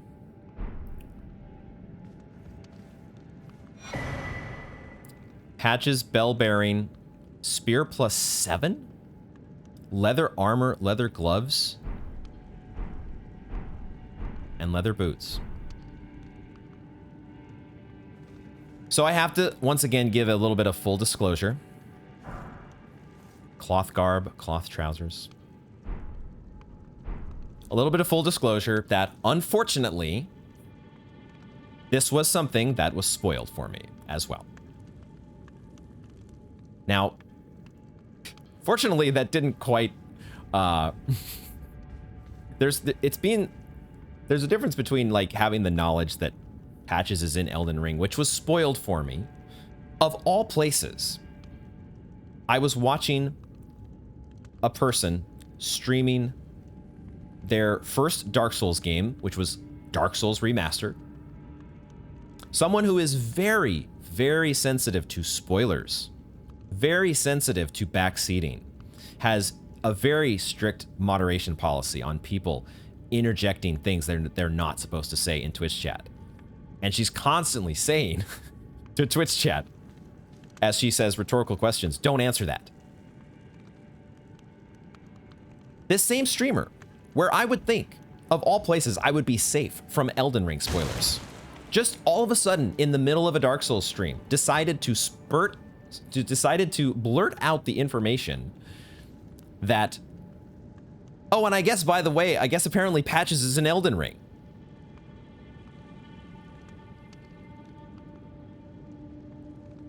And that's part of why I have not been hanging out on Twitch much recently, because I had enough. I had enough of people spoiling things about Elden Ring for me. At the same time, it's one thing, like I said, to know that Patches exists somewhere within Elden Ring. It's still another to come to grips with the actual reality of that situation. We want this to be in descending order. And let's go through our items here. I forgot about fire grease. Coat's armament, adding fire damage to attacks. That's cool. We picked this up. I don't remember where. We picked up frozen raisins. Feed to Torrent the spectral steed while riding to vastly restore his HP. Preparation of dried rimed roa, I think. Torrent seems to enjoy the sensation of chewing his frozen dried seed. Cool. What else we got here? We picked up a whole bunch of Patches related stuff. One of them being a key item. Patches bell bearing. Oh, that's right. Found upon his perished flesh. Offer to the twin maiden husks at the round table hold to gain access to new items. Right. I had forgotten about the bell bearing thing. So this is kind of like the Umbral Ash mechanic. Can't wait to see what that's gonna garner us. Fucking Patches, my god. Motherfucker. He did drop a +7 spear. We also picked up a dagger, I guess, at some point. So that's cool. But a +7 spear. Do I want to switch to this? Because holy shit, +7. I mean, that's got to be like a huge damage upgrade, doesn't it? Very effective against mounted foes. I didn't even realize that. Well, because it has far reach. I thought it was like more effective damage-wise, but of course the reach, right? We noticed that on horseback. That's another reason maybe to switch to a spear. Okay. He dropped some clothes as well. We kind of read this already on a different item. Leather armor. Fucking Patches gear. Lightweight and battle-proven leather armor worn by a savvy soldier. Many admire the wearer of this armor for his chivalrous and forthright spirit.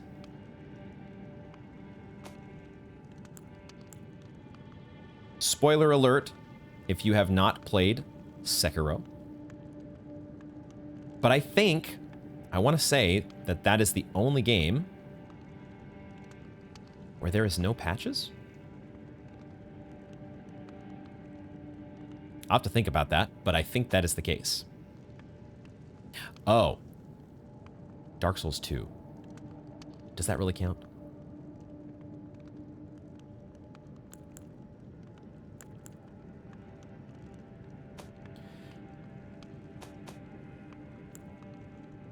Still gathering myself here. Still gathering myself after fucking Patches. I want to see how much this changes our damage. That's a twin blade. We can wield this. And we go from 158 to 192. Dude. Does it change our load? We actually get better. It's even lighter than what we've got. I kind of want to try this, because this is like the only difference is that we don't get the bleed, so that is a difference. We have relied on, I think we got the bleed at least once there against Patches, which was nice. And we also don't necessarily get a cleave attack. All of these are just thrusting attacks. So the spear is nice, but it's not without its drawbacks. We might switch to it for now and just see how we go. So I did actually quickly go for a little walk. It's always a pleasure. Because Patches PTSD is a thing. And I needed a little time to decompress. So we're back, we're ready to go. We're gonna buy some cracked pots. Because I want to make some more fire bombs. Play around with these a little bit more. Goodbye. Or maybe even some holy bombs. I keep going to the fucking map when I mean to go here. We have lots and lots of mushrooms. These take tarnished sunflowers. I see. Okay. It's still probably more effective for us to do these guys. So we'll do 2 of these. And then we will make our way to the Catacombs. Now I want to go back here. Let's take on our second Catacombs. Yeah, I just needed a little freaking Patches. I just needed a little decompress. But it was a nice walk. And I made it back just in time to be out of the rain. So that's also good. All right, Murkwater Catacombs. Oh boy. Whoa. These statues. As I see the imp already heading our way, but I immediately saw these statues on the side, which look like the burial watchdog. The Erdtree burial watchdog, except this version has more than one head.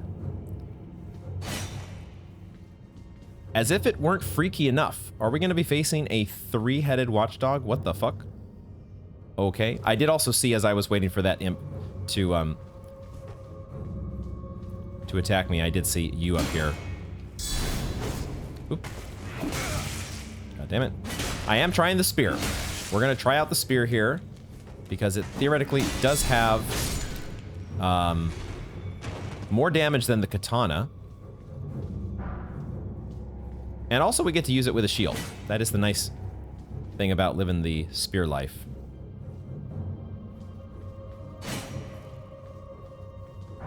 Grave Glovewort. Let's heal. I think we could maybe get more value. Oh, I did notice that that actually took stamina this time. I noticed that spellcasting does still take stamina. Okay, I see a pressure plate there. I also hear the imp running from behind. But I see a very large pressure plate in the middle of the hallway here. What could that trigger? What do we guess this is going to trigger if we decide to step on that? Are the imps going to step on it for us? Could we get them to fight over here, or are they just going to continually throw shit? All right, we'll find out later what that pressure plate does.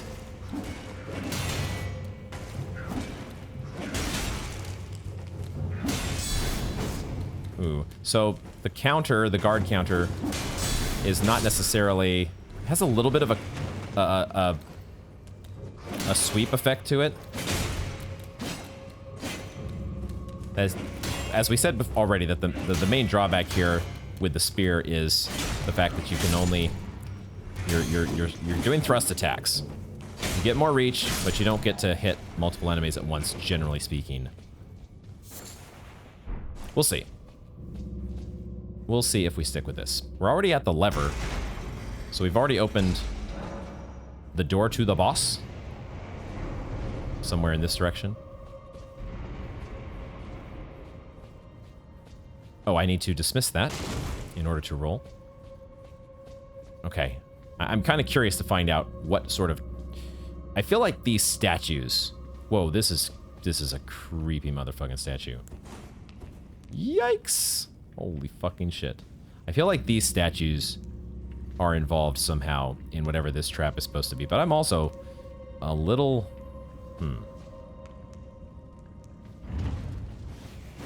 Ah, okay, okay. Oh, those are sneaky. You cannot really see those.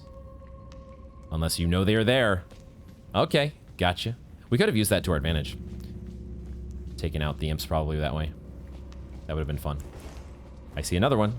Wow, why are they so... Why is the pressure plate so much bigger than it would have been in previous Dark Souls games? They're going to almost certainly throw in... Okay, we got one of them. The other one wasn't quite in the hallway. Or in the line of fire.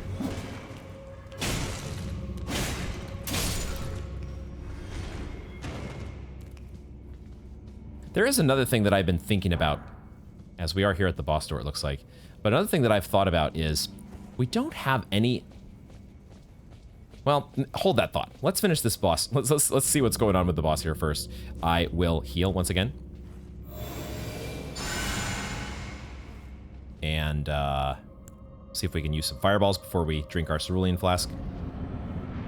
Who do we got? Brave Warden Duelist. Dual-wielding hammer bro.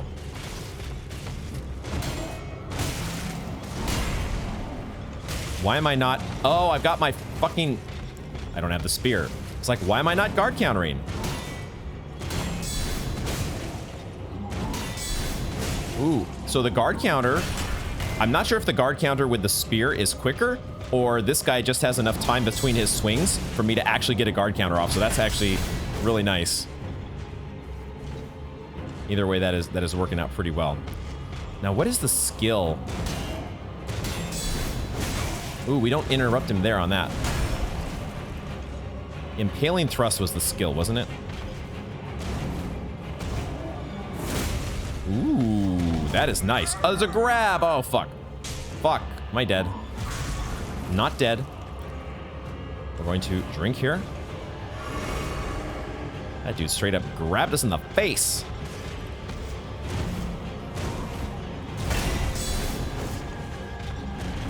Ooh, we need to be ready for when he puts one hammer in the other hand. I like that impaling thrust. Get one more usage out of that. It stuns him too.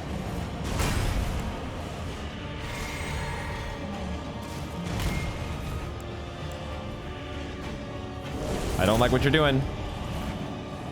He's just powering up. He's giving himself like an attack power buff or something. Woo! I gotta say, rolling in this game feels very good.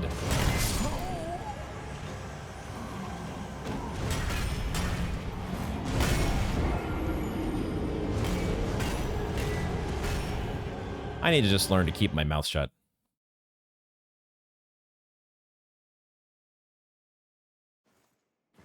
Don't say a goddamn thing. Just stop talking. Oh my god. And that guy hit me. Motherfucker.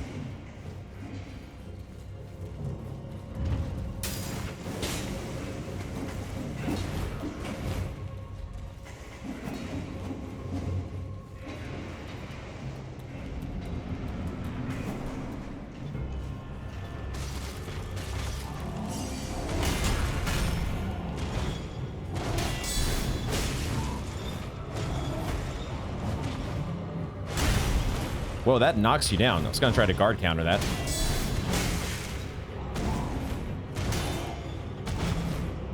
Not sure why there was no guard counter there. Nice. Whoa. Okay, he does a lot of damage on some of these moves when both hammers are involved, I guess. Okay. We're leaving ourselves open. That is the challenge with guard counters. I'm a fan of guard counters. They're fun, but they're just like any other, you know, anything else in Dark Souls. You've got to be smart about when you use them. And one of the things I'm noticing with Elden Ring, many enemies have... Man. Let's get our runes back. Where are the runes? Many enemies have... Like, he has so many moves that are 2 swings, right? 1 hammer, 2 hammers. And you see that pattern, 1 hammer, 2 hammer, 1 hammer, 2 hammer. You start to get used to that. And then, all of a sudden, out of nowhere, there's a 3rd swing where he's putting both hammers together. And you're like, what the fuck? Fuck! I thought I rolled. Luckily, his grab is not as strong as some of the other moves.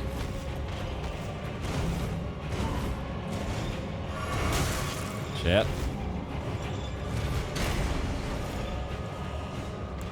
We should try fireballs, actually.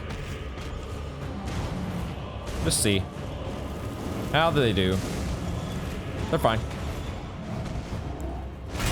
They're fine.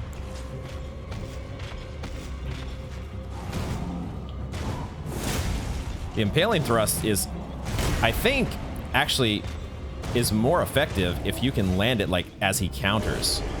Like as a counter to one of his swings. Like when he's, I don't know. Because at that time we did like 250. I meant to do impaling thrust, but see, there we only did 188. How did I not get hit? Do I drink? I think I should probably drink.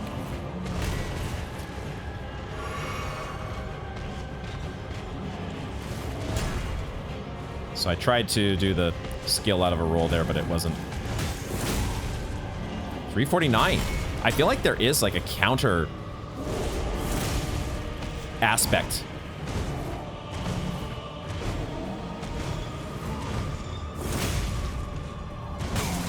Not rolling.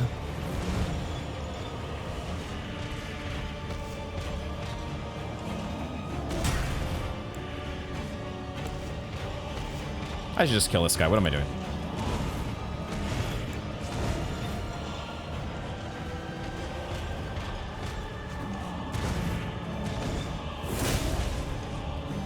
Yeah, I think if you get him in the middle of a swing.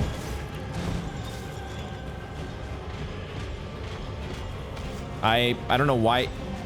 Is it because I'm out of... I don't know why that wasn't working. I feel like I pressed L2 like twice. I see the enemy over here. I had enough FP, but it wasn't doing the impaling thrust. That was a sick move. That was really taking advantage of counter hits. I think.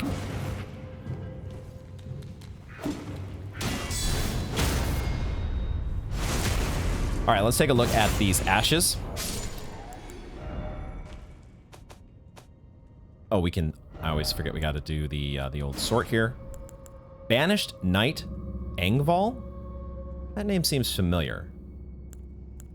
Wow, the FP cost is 100. We don't even have... We have 95. We can't even do this if we wanted to. This guy must be really strong. Engval, the Banished Knight. Love that armor set. One of the 2 knights, dubbed the Wings of the Storm. Despite his banishment, he rejected the invitation of the grace-given Lord, instead keeping watch over a masterless castle for many years, gaining renown as a hero of the fringes. Interesting. And maybe this is going to be the motif that we have at the end of each of our catacombs. The roots with the corpses fused into them. Connected to the Erd tree? Question mark? Okay, I think I'm actually going to head back to the round table one more time here, and we're going to pick up... We're going to pull the trigger on this key item that gives us another memory slot. Because our levels are starting to get pretty expensive here, and it feels like an okay spend to... We obviously have a bunch of these golden runes. We have a lot of runes that we should probably just be popping all together. but this seems like a good one here. Oh, we can offer the bell bearing as well. I totally forgot about that. We read the bell bearing, right? We did read the bell bearing. I'm pretty sure. Found upon his parish flask. There really wasn't too much to say about patches. So it feels like they just kind of, patches has to be in a Miyazaki game. And it's not necessarily saying that there is an explicit connection to Dark Souls. Okay, let's check out and see what the items are. Saying that Elden Ring is connected to Dark Souls in a substantive way, I don't think that the presence of patches does not say that that is the case. Bell Bearing Shop 2. Okay, that is a bit of a weird menu title there, but patches, bell bearing. What do you sell? Gold pickled foul feet, fan daggers. Wow, those really scale with dexterity. Market's shackle. What? Briefly binds Margit once imprisoned to earth? Reusable? A fetish bathed in golden magic. Shackles were used to bind the accursed people called the Omen. And these ones were made to keep a particular omen under strictest confinement. Though faint, the shackles still retain vestiges of power, enough to trap the once-bound Margit on Earth, if only for a short time. We could have had we could have had a reusable item to use in the Margit fight. Oh man, that's a little painful. Gotta explore. Gotta explore. Don't just rush forward. Lesson learned. Grace Mimic. Oh, wait a second. You said there's no mimics in Elden Ring. Light shows the path, but without order. A fetish indicating the guidance of grace. Craftable item. Similar to grace, this fetish draws rays, guiding the way, only without any sense of order. Useful as a last resort for those who have lost their way, or for use by those who believe that unrefined guidance will lead to truer encounters.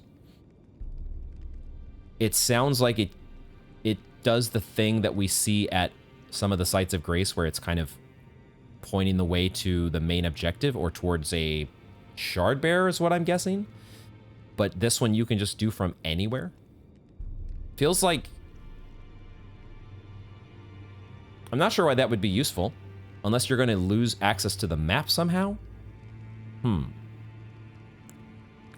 Glass shards are sold here, because of course they are, because Patches also sold rubbish, didn't he? Oh god. A festering bloody finger online play.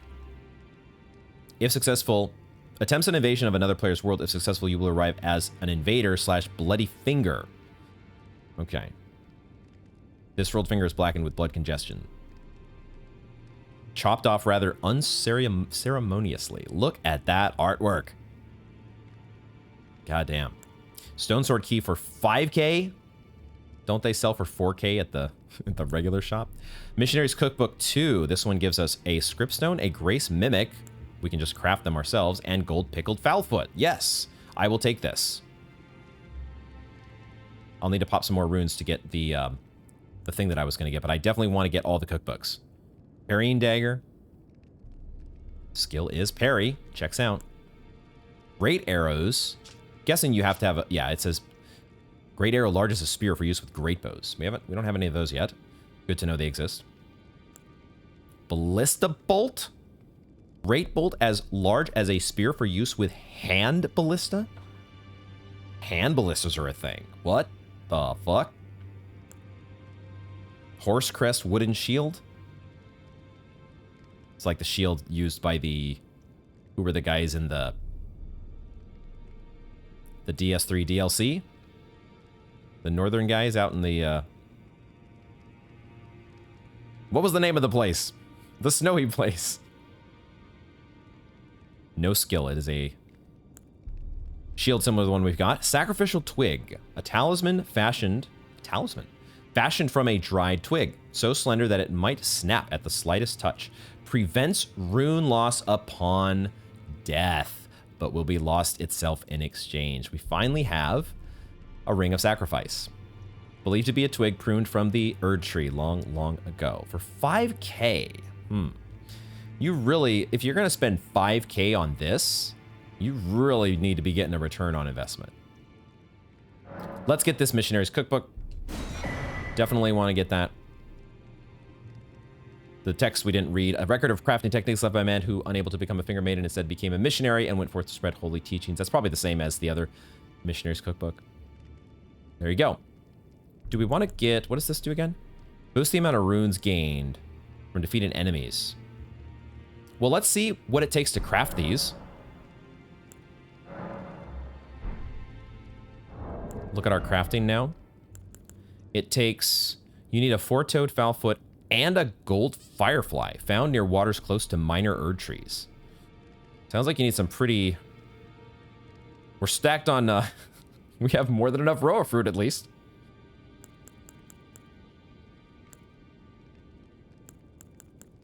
These take human bone shards found by hunting those who live in death. Aren't those the guys that D was talking about? Those who live in death. I thought that maybe he might be talking about the skeletons that just keep rezzing. Are they those who live in death? Kind of would make sense. So, all right. Let's pop 800. And we will go also pick up the memory stone. This is the guy. Might also use a stone sword key here. I'm not sure. I think I'll keep thinking it over. But let's get the memory slot because now we can equip another spell. We're getting enough spells here where I kind of want to have some additional options, especially on the healing front. It's kind of nice to have the different degrees of healing. I love my efficiency brain. Loves tweaking this sort of stuff. So let's do that. Let's go for...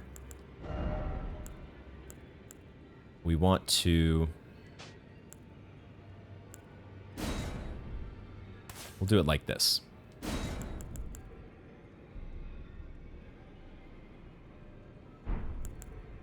We'll do it like this. Swap the order of those. There we go. All right. So, where to next?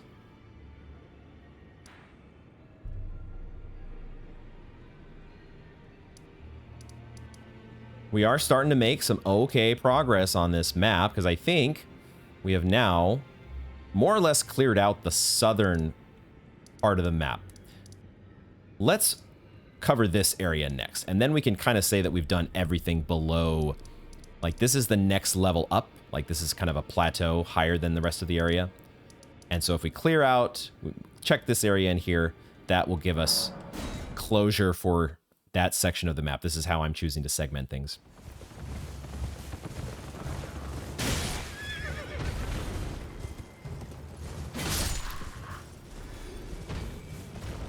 Trying out the moves with the spear on horseback. It's a little different move set than when you're on foot. Take a little getting used to. So what was the growling that we heard up here? What the fuck? What the fuck?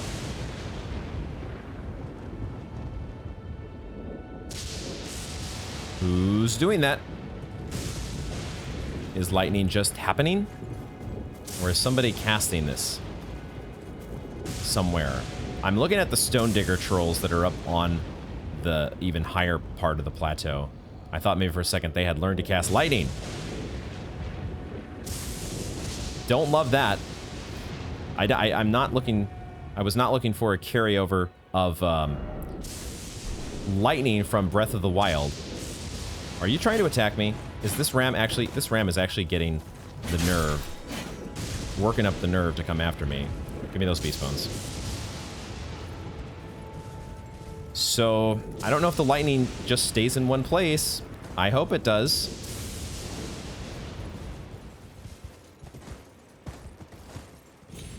Oh, I can get up here. Anything to find? That is not my spear. Something inside me, somehow I've gotten the idea in my head that there are potentially sus walls in the cliff face. I don't know why I would think that. But caves are a thing, and maybe they would hide a cave behind a sus wall. There is a guy. There is a guy out on the wall here. I did not notice that before. We've got some exploring to do up on this ledge. I do see those purple glowworm sentinels where we thought there might be another Everjail. So that feels like that lines up. We'll get there eventually. Right now, I'm just going to try to not get zapped. Can we avoid turning into roast tarnished? We're not sizzling like we would be in Breath of the Wild, as though we're about to become a lightning rod. So that's a good sign. Or at least I'm going to take it as a good sign.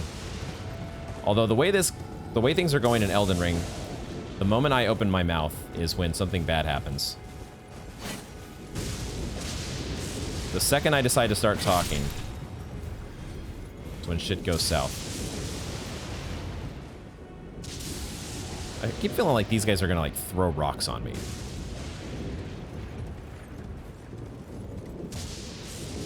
Nightmare Frontier? Anyone?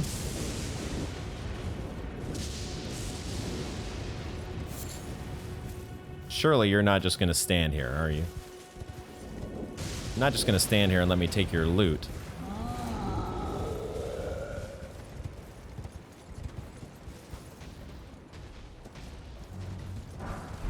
A smithing stone?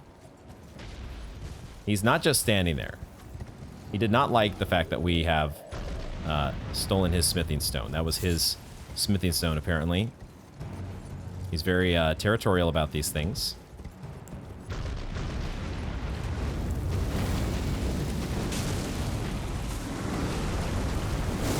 I do love the environmental, the destruction, trees randomly just being destroyed as you're fighting enemies. It's just so cool.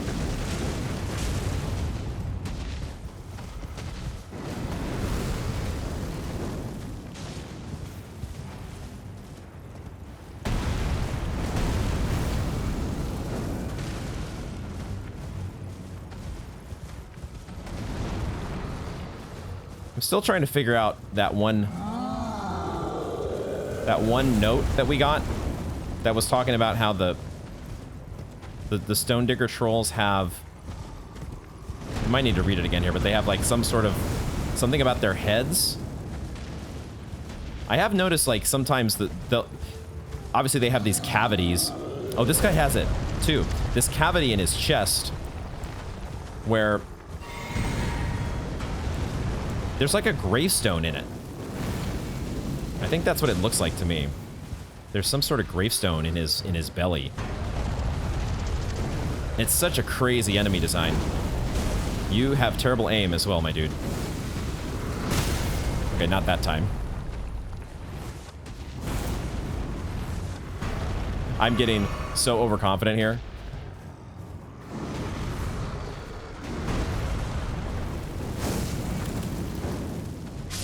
Getting a little overconfident. Did get our flask back, of course. I should have realized that fact and just used a flask. I was like, I'll get value out of my heals. It's fine. Here it was. The heads of the Stonebearer trolls bear old wounds. What does that mean?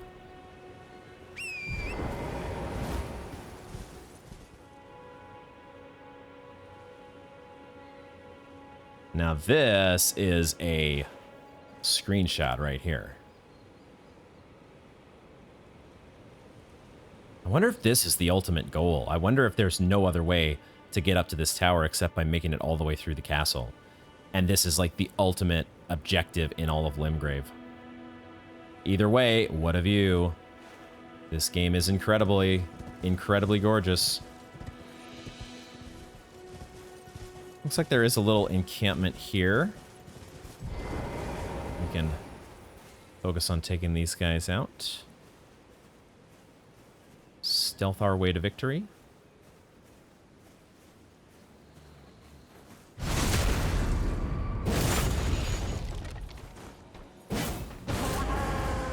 How did that not hit him?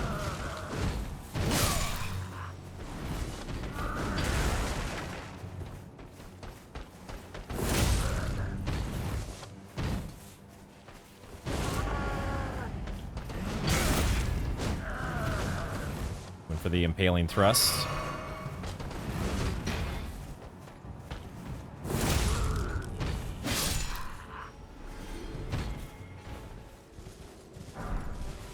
Hide in armor. We are close to having the full set here. This looks like a more key item. Okay, I think I have noticed that there's a stronger glow. Just like you would have, I think, in DS3, there would be a bigger item orb when you had a more significant item. And I think I finally noticed that that one had kind of a purple coloration to it.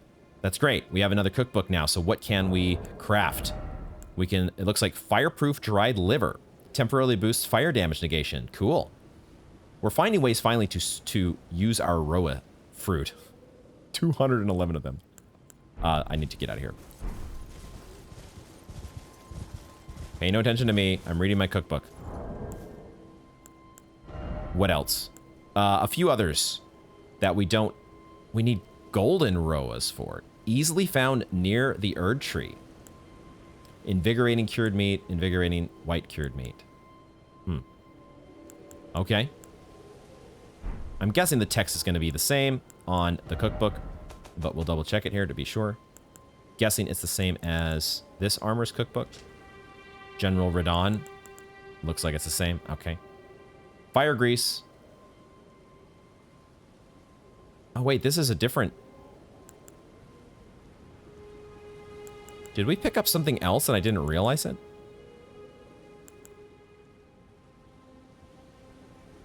Did I never check the... I think I've been blocking out... When I'm going to the item crafting menu, I've just been glossing over the ones that we can't craft. Understandable. They don't really exist until you can craft them. But we can craft fire grease. Solid grease made from a mixture of incendiary materials. We already picked one of these up, did we not? But this is good. This is a way for us to use the root resin. It coats the armament, inflicting fire damage. We can use that, can't we? Why don't we craft a bunch of those? That feels like that would be a good thing to have. Have some fire papers on hand. Do like 10 of those. We have... We can store... We can hold 10. Okay, so we already have one held. We're going to make 9 more. And let's go ahead and equip that. Cool. Fire paper. I'm assuming we can use this. I'm going to be a little pissed if we can't. Okay. We should be able to use it even with our Uchigatana, I think, because we don't have any magic or any affinities or anything. Assuming that things work the same way that they did in DS3. Oi! You there. Could you help us out, Cully?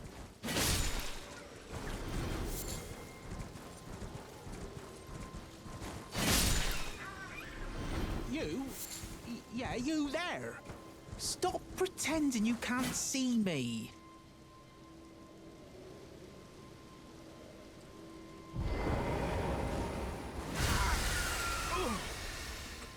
What'd you go and do that for? He was a tree!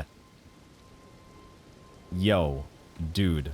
You've been annoying the hell out of me. Are you a monkey? This guy kind of looks like a monkey. Or are you part bat? You are creepy as hell in multiple aspects. Explain yourself. yes, I remember. Some clod turned me into a tree. You were just breaking the spell, weren't you? Sure. Thank you. The name's Boc. I was pushed out of the cave. Told not to come back. Not ever. Then I ended up as a tree. Lucky you came along, really. Pushed out of the cave. I've been through a lot of caves. Maybe I know the one. Oh, what a shame. When they threw me out of the cave, they took everything I owned. And so this is all I have to express my thanks. I hope you can forgive me. A mushroom. Well, no, 10 mushrooms. Oh, well, that changes everything. Or, well, if you can afford to wait for a while, I could sneak back into the cave and bring back something of actual value. Well, then I'd be of some real use to you, I reckon. Sounds a little like Grey Rat. You're gonna go out and do some scavenging. He was a tree this whole time. I just needed to roll into the tree. Did I not swing at the tree? I feel like that would have done it as well, but I guess I didn't even swing my sword at the tree. But I'll need a moment. I'm frightened of them. So I have to gather myself. My knees start knocking, just thinking about that god-awful cave on the shore. Might be the one that we've been to with the demi-humans. Right. Okay, let's warp to the site of grace over here to get a zone reload real quick. And maybe that will count as him having gone to the cave. Either that, or we actually really need to meet him at the cave. I can't believe he was a fucking tree. I even said it too. I said, "Are you a tree?" as I was standing directly in front of the tree. So maybe, okay, so he's gone. I mean, we can go to the cave, right? We can go to the cave and see. It's this one over here. We can see if this is where he's headed off to. The coastal cave would be the most likely target. There he is. Oh no! Oh. It hurts.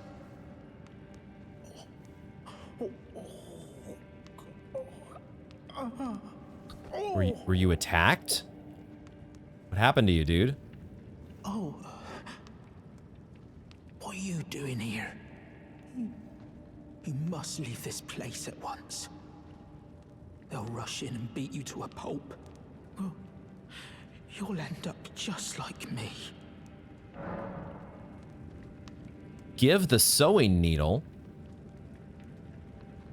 Is that what the sewing needle is for? I remember we got that when we beat the demi-human chiefs. And I read the description and it didn't seem like it had any use. I guess this is the use. Let's give him the sewing needle. Is that We already got it. You got it back for me. My sewing needle.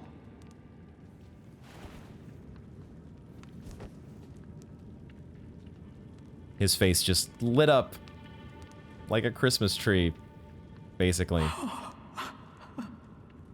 What made you go and do a thing like that? My Beats mum me. Was a seamstress, and that sewing kit was all I had to remember her by. I always wanted to be just like sweet old Mum. Then I suppose I can't just curl up and die, can I?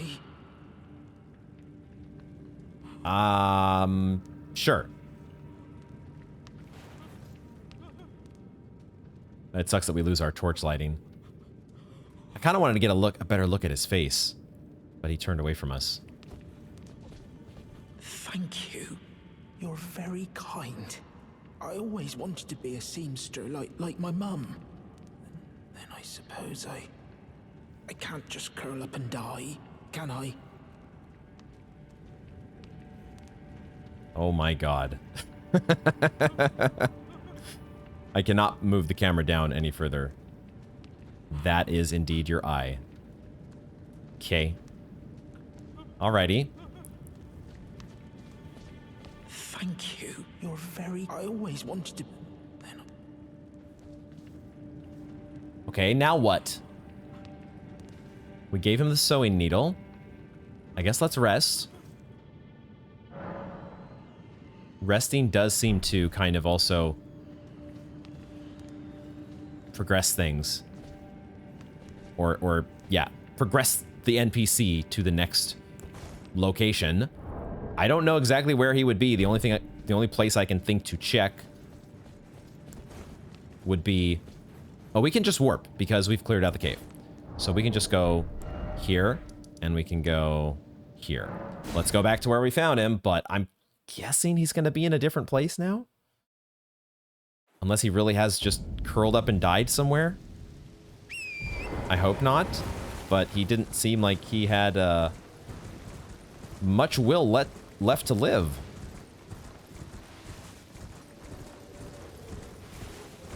Does not look like he's here. Well, I guess we can take this marker off the map now. So there's that. Just yet another wonky, mysterious, weird as fuck interaction with an NPC in a FromSoft game. All right, we have waited long enough.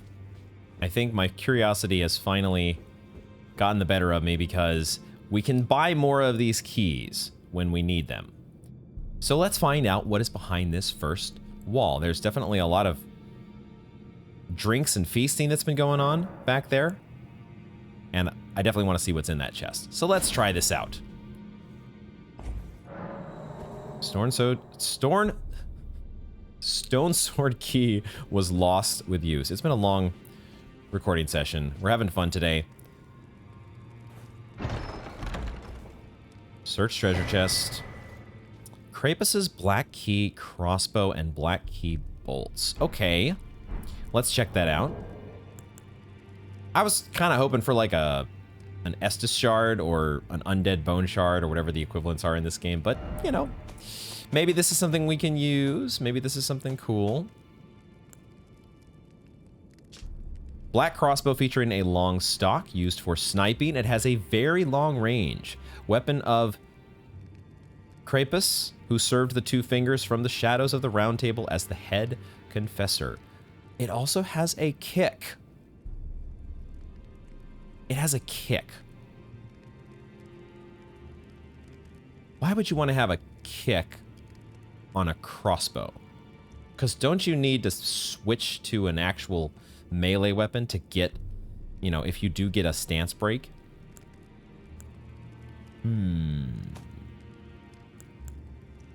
Bolts used in Krapus's black key crossbow, an assassin's tool of exquisite craftsmanship. The intricate spiral tip bores deep, injecting scarlet rot far into the flesh of its target. Oh. Well, I mean, they sound powerful. Scarlet rot buildup. At the same time, it's not exactly what I was hoping for. So far, I have to say, I'm a little underwhelmed by what we have found via the stone sword keys. All right, we've sold some stuff, popped some runes. Time to level up. And I think we want to go the faith route. Faith and dexterity. We'll just get everything to 15. Get all the stats. Hell, we'll start leveling arcane as well. We'll just do an even across the board build. Completely mediocre. I'm just indecisive, that's all. I just take my time mulling over these decisions too long, far too long, especially knowing that there's got to be a respec at some point, right? I actually don't know that for sure. That's what's making me hesitate. Blind playthrough. Let's go, Faith. This is going to power up our spells, right? And I think we might also just power up... How many crafting materials do we have now? We have 14 smithing stones. We could get some of our stuff up to like our bow.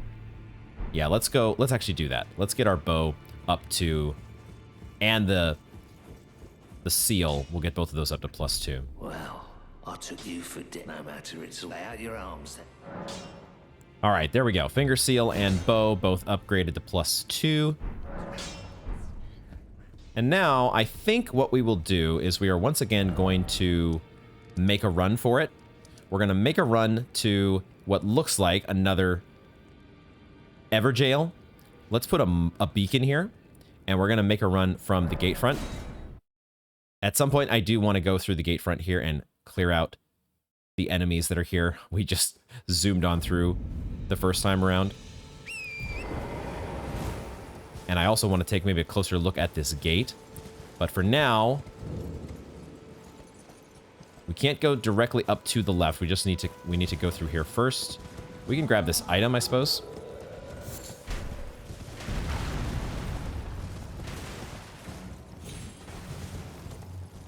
We'll be back.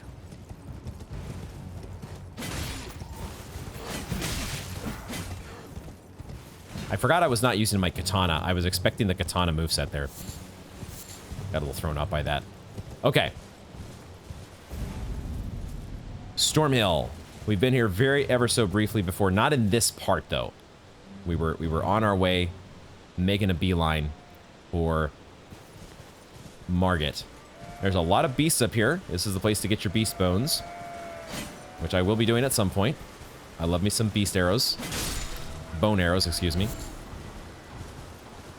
But right now, let's just head straight for what is another mini-boss fight. There's a statue of America there. Stormhill Everjail. All right. Our hunch was proven correct. We didn't really need that beacon, did we? Didn't even need that. That's not the button. That's the button. There we go. Okay. We have no runes. We have set ourselves up perfectly for this. Let's go. Enter Everjail. I'm going to say no because I want to switch to my fireballs to start. For no particular reason. This is a pretty cool setting. Who we got this time? Crucible Knight. Look at that shield. What in the hell, dude? That is one of the gnarliest looking shields I've ever seen. Feels like fire would not be very effective against you. Especially when you're guarding. It's okay. Better than I thought.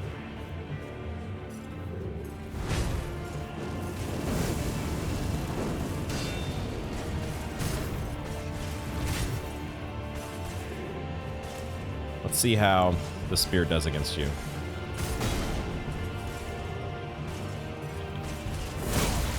Tried to do the impaling thrust.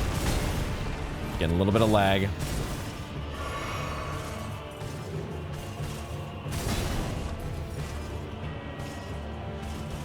Kind of need to stretch out.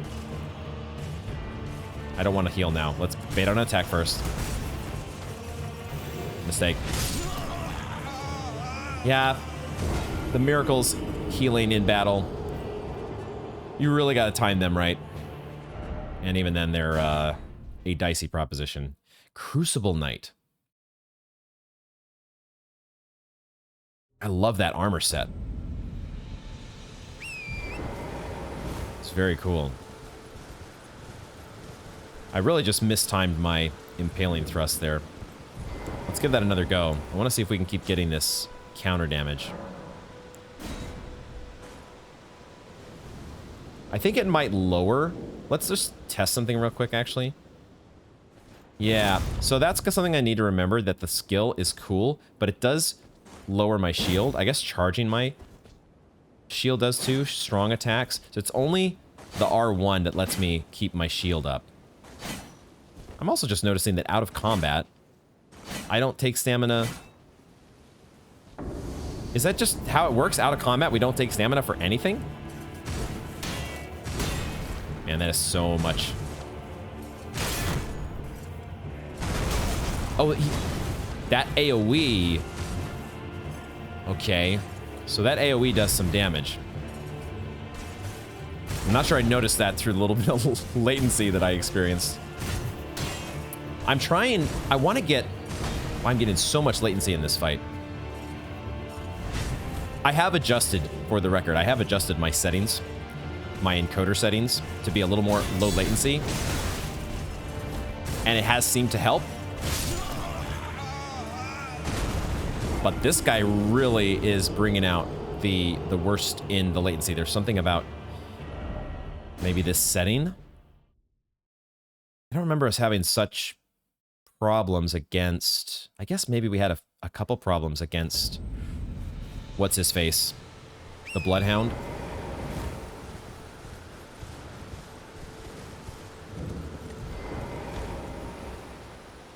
I might be better off with fireballs. And just keeping my distance. Because this guy is kind of wrecking my shit when I am just trying to block.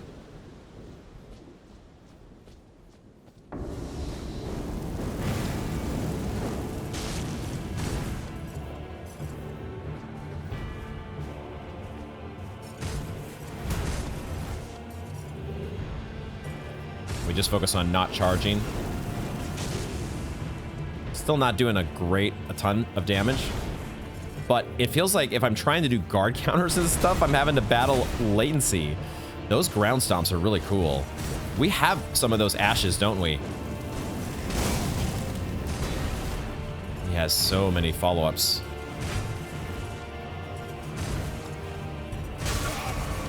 He just keeps coming. The hits keep coming and they don't stop coming. I'd like to drink, but I feel like he's gonna... He didn't immediately charge in, so that was...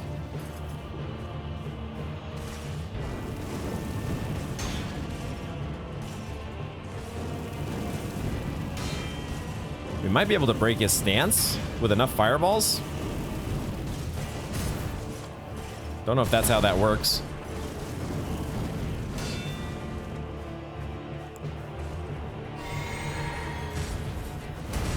We're definitely not getting optimal use out of our fireballs so far.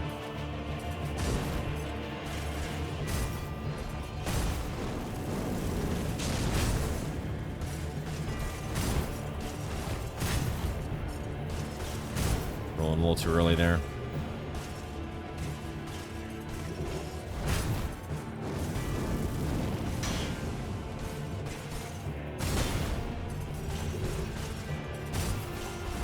I'm playing a little bit too passively, I think. We should be up in his face a little more. It's really tough hitting his shield. I would love to be able to get a heal, but I feel like that's going to cost me severely. I need a fucking drink, though. Should not have been following up so soon. I should know this guy has follow-up moves. Our spear is really not doing too much.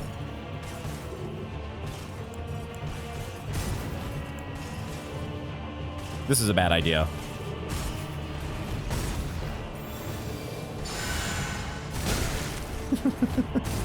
It is like...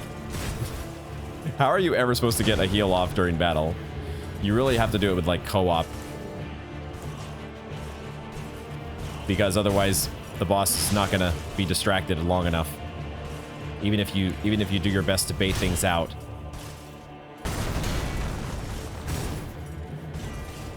Like the urgent heal maybe.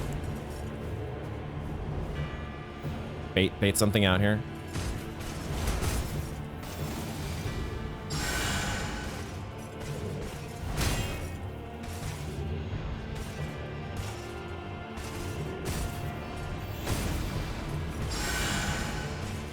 Okay.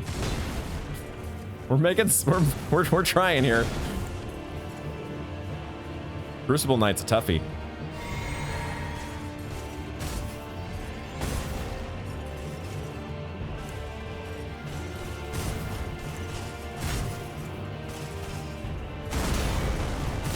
Shit.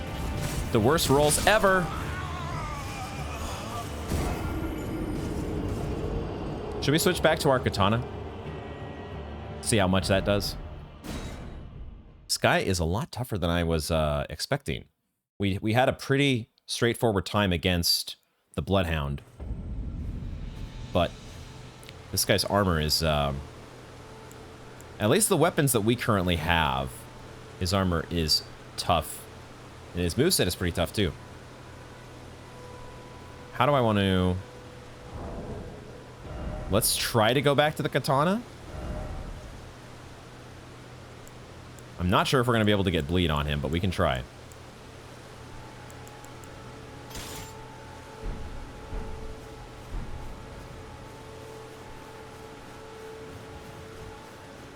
Is this going to be our first death montage against a mini-boss? I could reapportion my flasks as well, right? I could go away from trying to heal. Trying to do...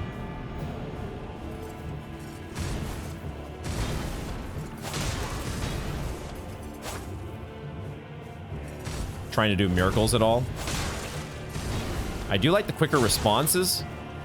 The, I am rolling so fucking soon. Okay, that's better.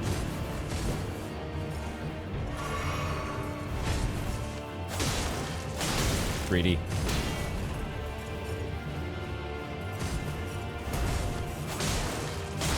Greedy. Terrible drink.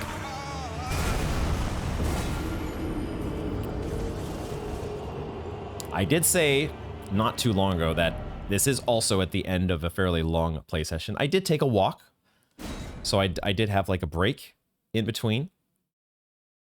But I can still feel that I am not maybe at the tip top of my game here. I think I should have probably gone back to the Site of Grace.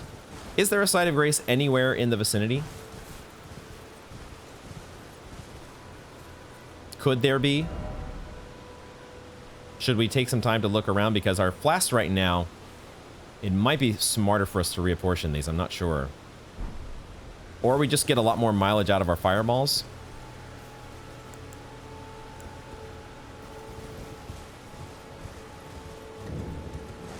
Try again.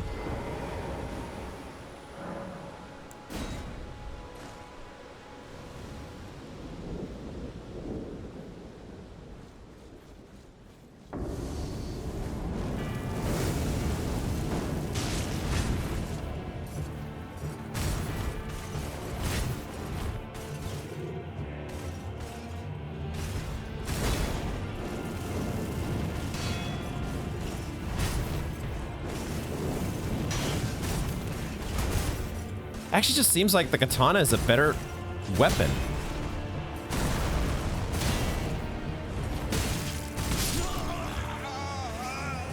It's a better weapon, but the weapon doesn't save you from horse shit rolling. I need to go back to the last Site of Grace. Question mark? Actually, let's go here. And I'm going to spend a little time looking around to see if there is a Site of Grace that's anywhere in the vicinity. It feels like they might put one over here.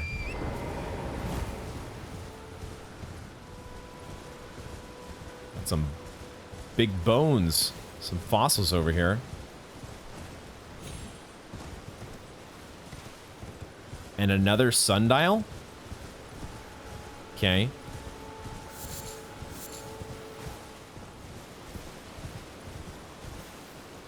Oh my god, what are these? Jellyfish is what they look like. Bro. The fucking boar, I swear to God. We have jellyfish, ladies and gentlemen. Spirit jellyfish? And it looks like they're in a graveyard. Is that a falcon as well?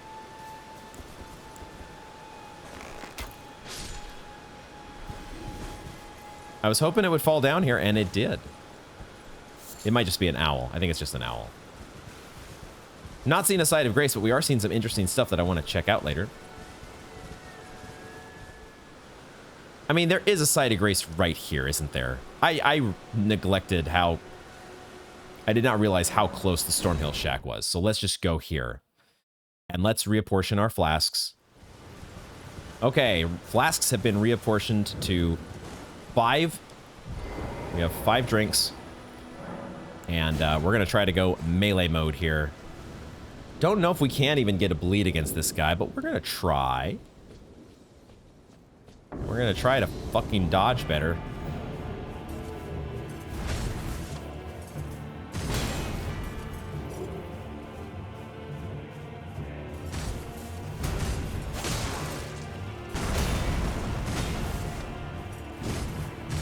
Ah, the turnaround. I thought I had an opening.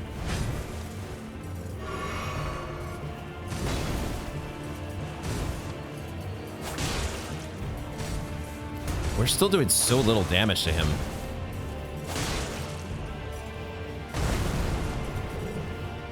There was an opening there.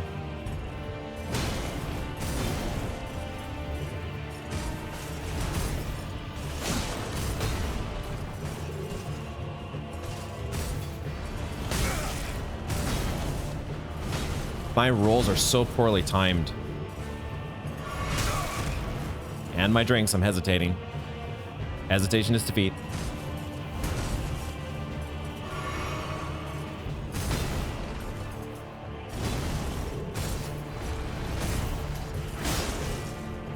Gotta use some skills. And I should be rolling through the enemy so I'm close enough to him to do some skills. Because that seems to go through the armor much better. Get our stamina back.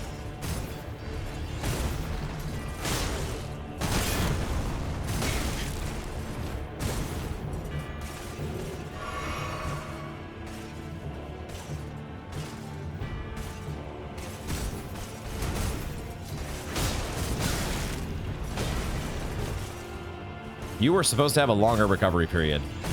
Not fair.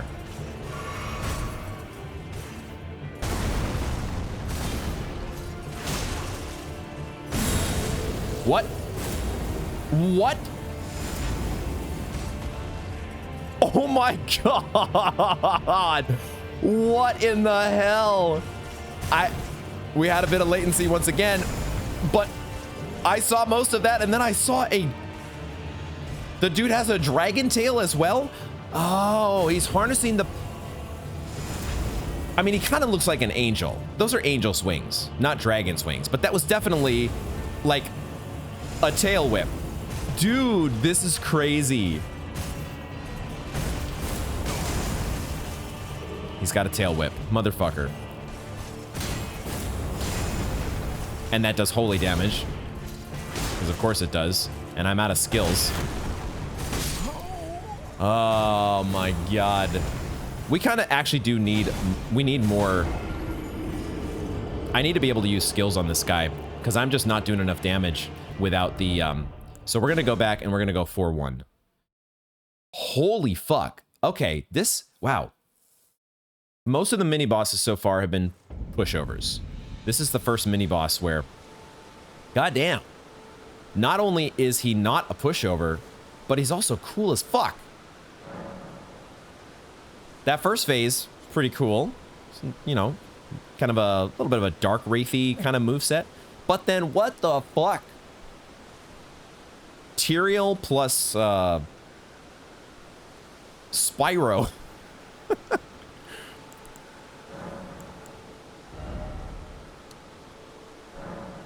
Oh, I remembered the other thing that I was going to say.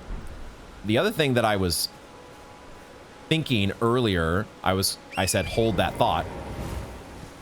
So far, I have not noticed anything. There's the wolves dropping in and out of the sky again, trying to interrupt me. But I have not noticed any repercussions of us dying too much. So that was a thing, obviously, in all of the Dark Souls games.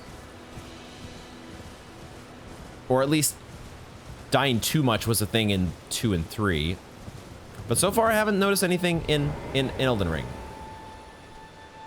Maybe there's something that's going on that I just haven't noticed yet. But it has not been apparent to me, so it does feel like we're just basically, you know, always playing with the same deck of cards, if you will. I'm so wary about follow-ups. Man, I just cannot. That's the only downside. The only downside to... I need a fight. Just fucking fight. I was gonna say the only downside to the skill so far is that it does seem to have... Fuck. Oh, just when I think he's done.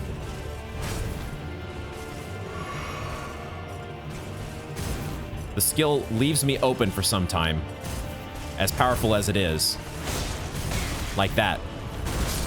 Fuck.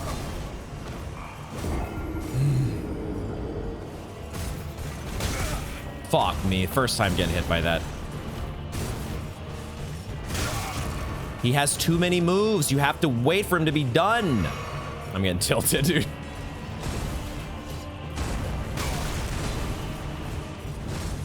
That is the thing. This guy is the unending combos. When he decides to go unending combos, like, I'm not paying attention to him moving. You have to watch the enemy's movements. This is Elden Ring. I mean, it's Dark Souls. It's always been the case. You have to watch the enemy's movements. But I'm so attuned from all the other Dark Souls games to enemies not really having unending combos. At least not like mini bosses. I don't know. There's something. I'm underrating some enemies. I'm gonna take the bow off here. Is there anything we could be doing different? Holy damage negation. This guy has nothing to do with fire, so that's actually something I should have done. So that's one change. We could be giving ourselves fire sword. I don't know that's gonna be super effective, but we can try it.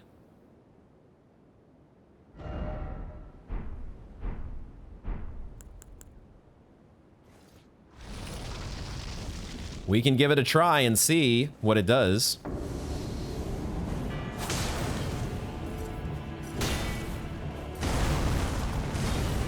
Fuck, he's still going. You cannot fucking... God damn.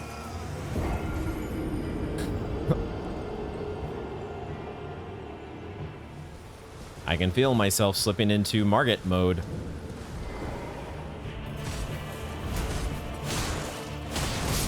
Greedy. Every time I go for a greedy hit.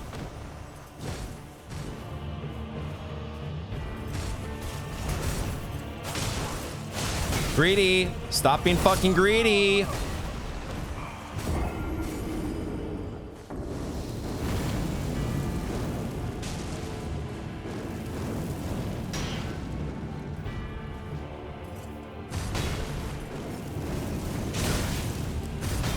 Why do I even bother? Why do I even bother to do anything?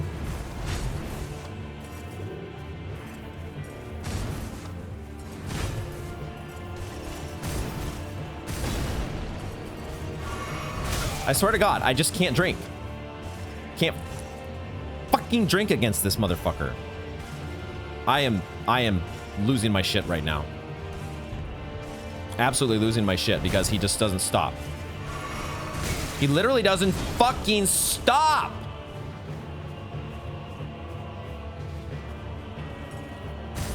I can't, I don't know if I can ever remember an enemy that just wouldn't let you ever fucking drink.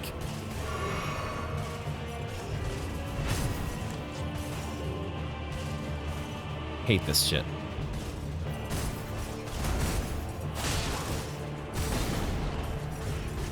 Should be swinging.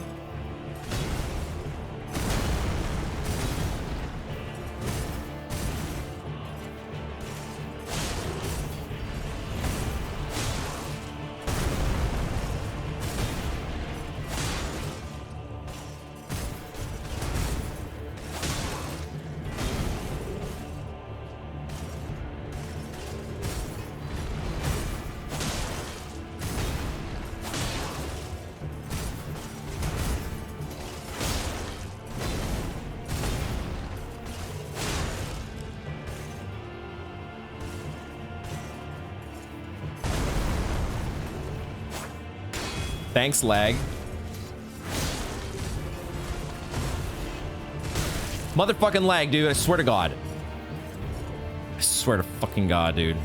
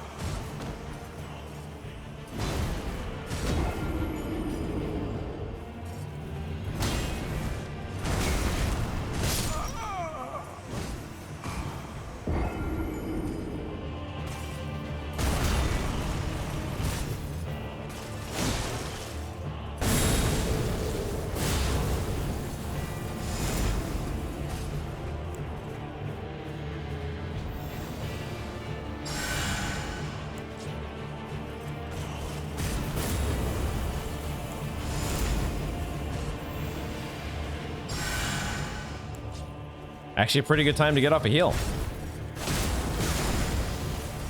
Not a good time to go for a swing.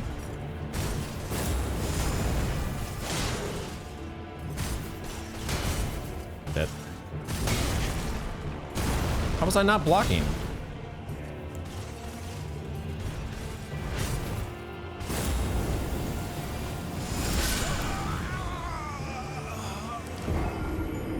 I literally forgot that I switched to my heal just a moment ago. So I go for a swing and instead it's a heal. I get lit the fuck up.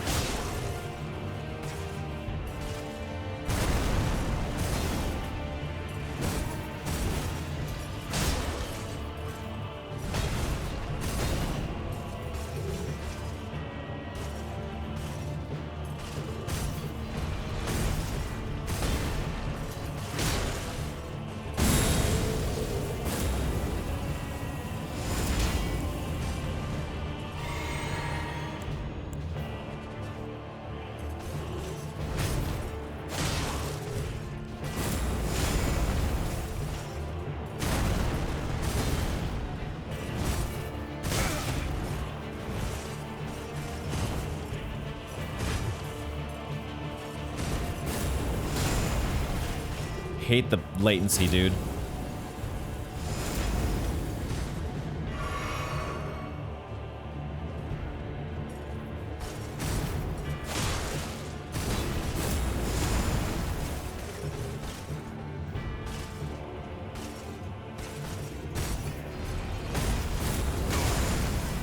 The fucking dragon's tail, dude.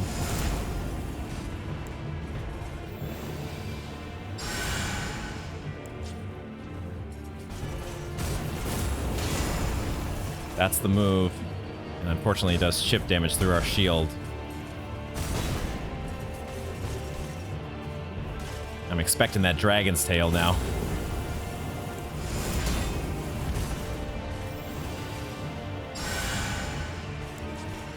It's nice at least that we can heal because after he does the big fuck. I need to swing after the tail maybe. Fuck, dude.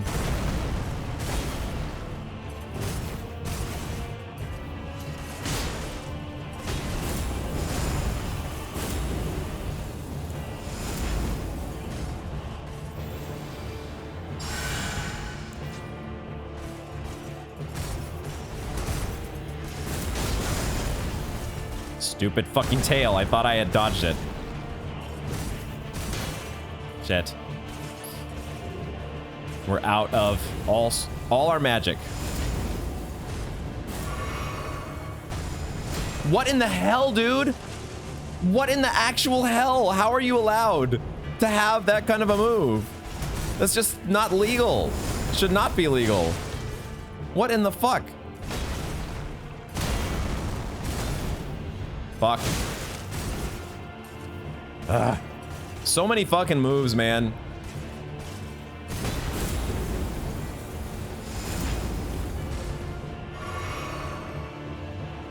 It would be nice if I could put fire on my weapon. Fuck. I hesitated. It's he who hesitates is lost.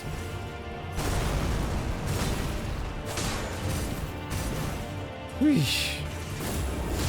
And the tail is so fast. Tail is so fucking fast. I would love to be able to get a swing in. Thought that was a tail.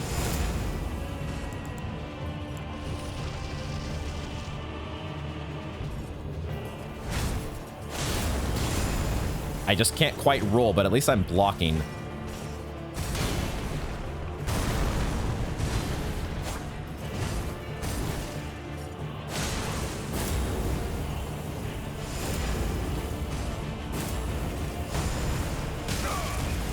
That's the big one. Fuck. Out of everything, man.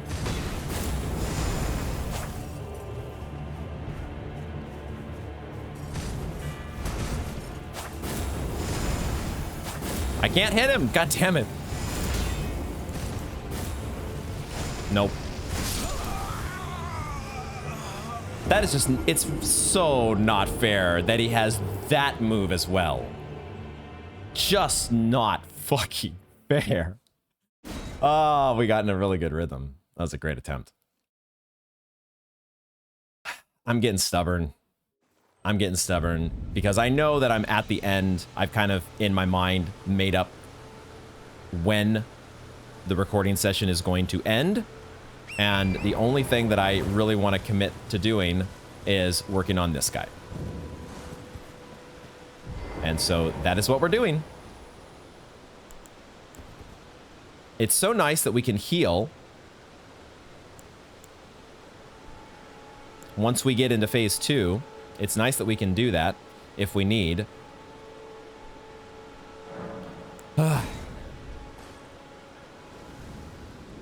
Opening with a couple fireballs is also kind of nice.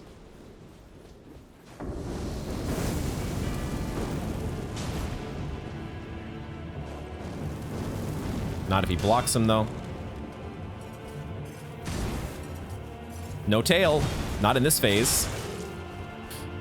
Maybe we need to save our skills for phase 2. It's the problem is we just do so little damage without them. Without that. Ooh.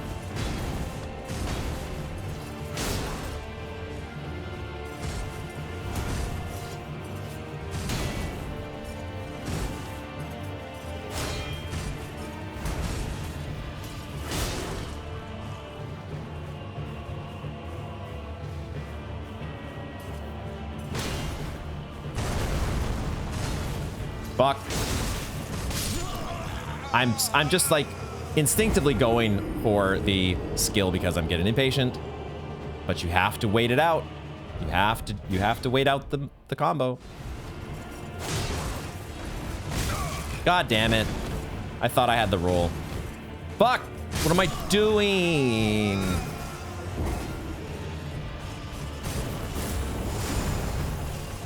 How do I get you to go into angel mode? There we go. I didn't roll.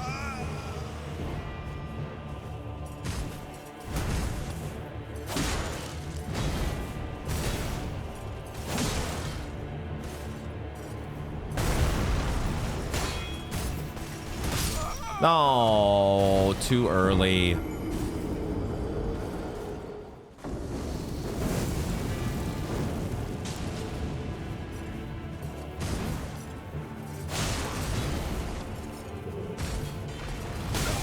You've got to be fucking kidding me.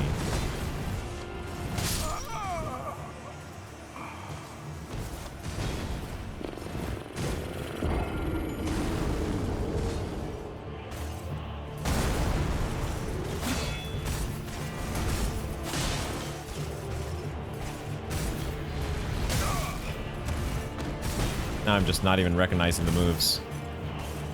I don't know how I'm alive. Literally have 0 health. Don't even feel like continuing because realistically, do we have a shot with this many flasks already wasted? Not really. No shot.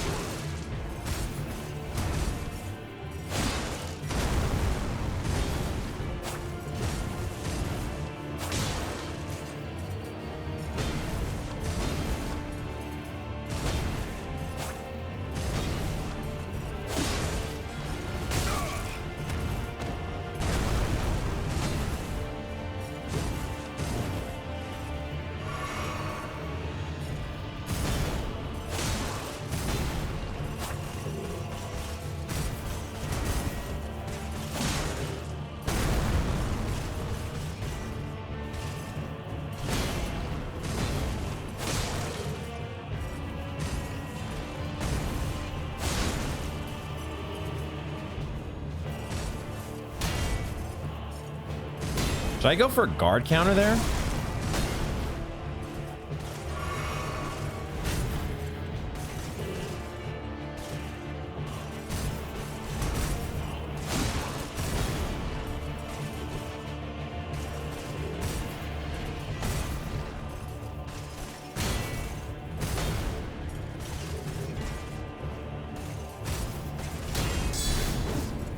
Too far away.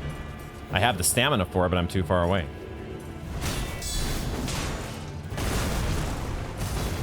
I was not guarding on the follow-up there. Too far away. God damn it.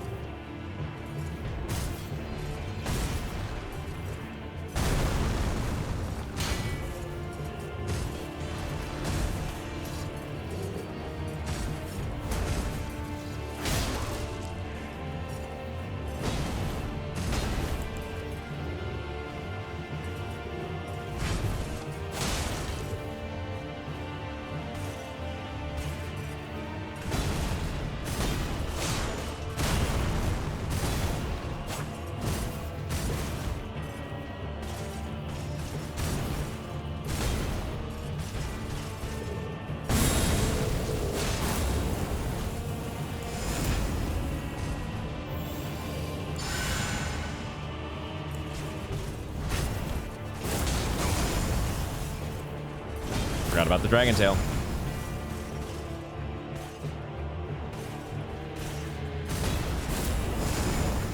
Can I?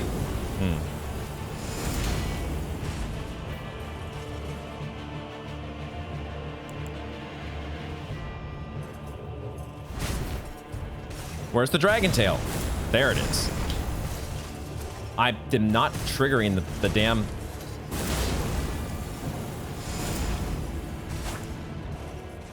I don't have enough fucking juice anymore. Fuck.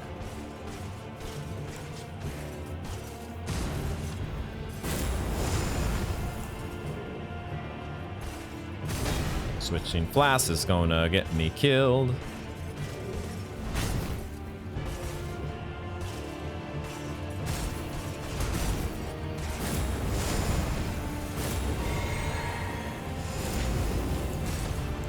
I should have... I wanted to put the fire paper on, but I was... Fuck. Fuck. Dragon tail. I got it off. I finally got an R1 plus a roll.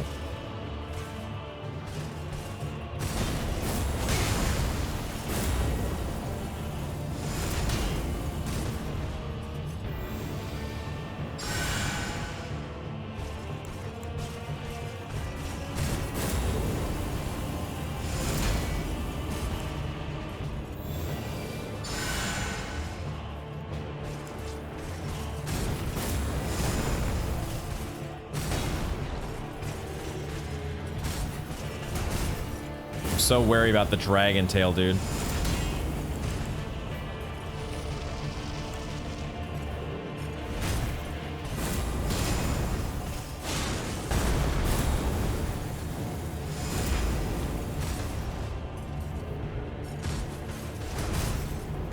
There's no dragon tail after the shield bash. Is that what I'm seeing?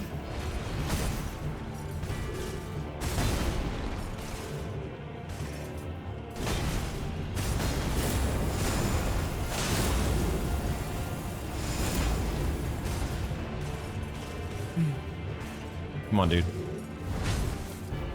No dragon's tail. What in the hell is going on here, dude?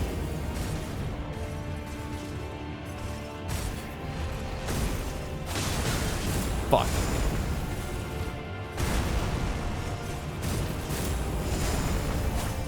Fuck. Can't get a hit on him.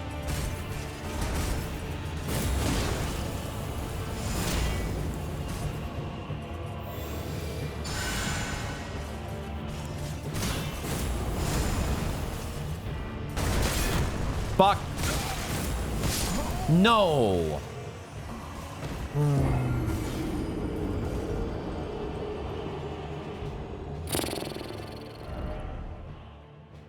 I'm so bad at doing this, which is admitting defeat when I get stubborn, but it's not defeat, right? This is like when you're working on a hard puzzle.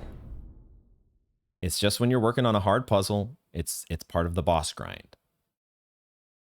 But this is the thing I'm really going to need to be more wary of with Elden Ring. I had in my mind a certain amount of time that I was going to record tonight. And when I got to a challenge like this, I thought I kind of committed to saying that that was going to be what I recorded for the rest of the evening. And sure enough, it's what I recorded for the rest of the evening. We just didn't get the win. Tonight, we will get the win eventually. It probably is something where we probably need to level up our shit. I'm going to be salty about this one for a little bit, but this is where we will wrap up this installment of Elden Ring. This has been such a long and meandering episode, and I don't even know how in the hell I'm going to edit this. It really is stormy on this hill, isn't it? That's why they call it Storm Hill. Ah, so much. Patches, Crucible Knight. What other fun stuff did we get up to? Yura came to our rescue, which was cool. Fortunately, we got out of Caelid, found our way back to civilization, and yeah, lots of fun. I'm just kind of sitting here, unwinding, trying to unwind, trying to resist the urge to make one more attempt on Crucible Knight, but that will be for another day. We will come back replenished, refreshed, stronger, perhaps in mind and in level and gear, something like that. Thank you all very much for joining me, and I hope to see you in the next one.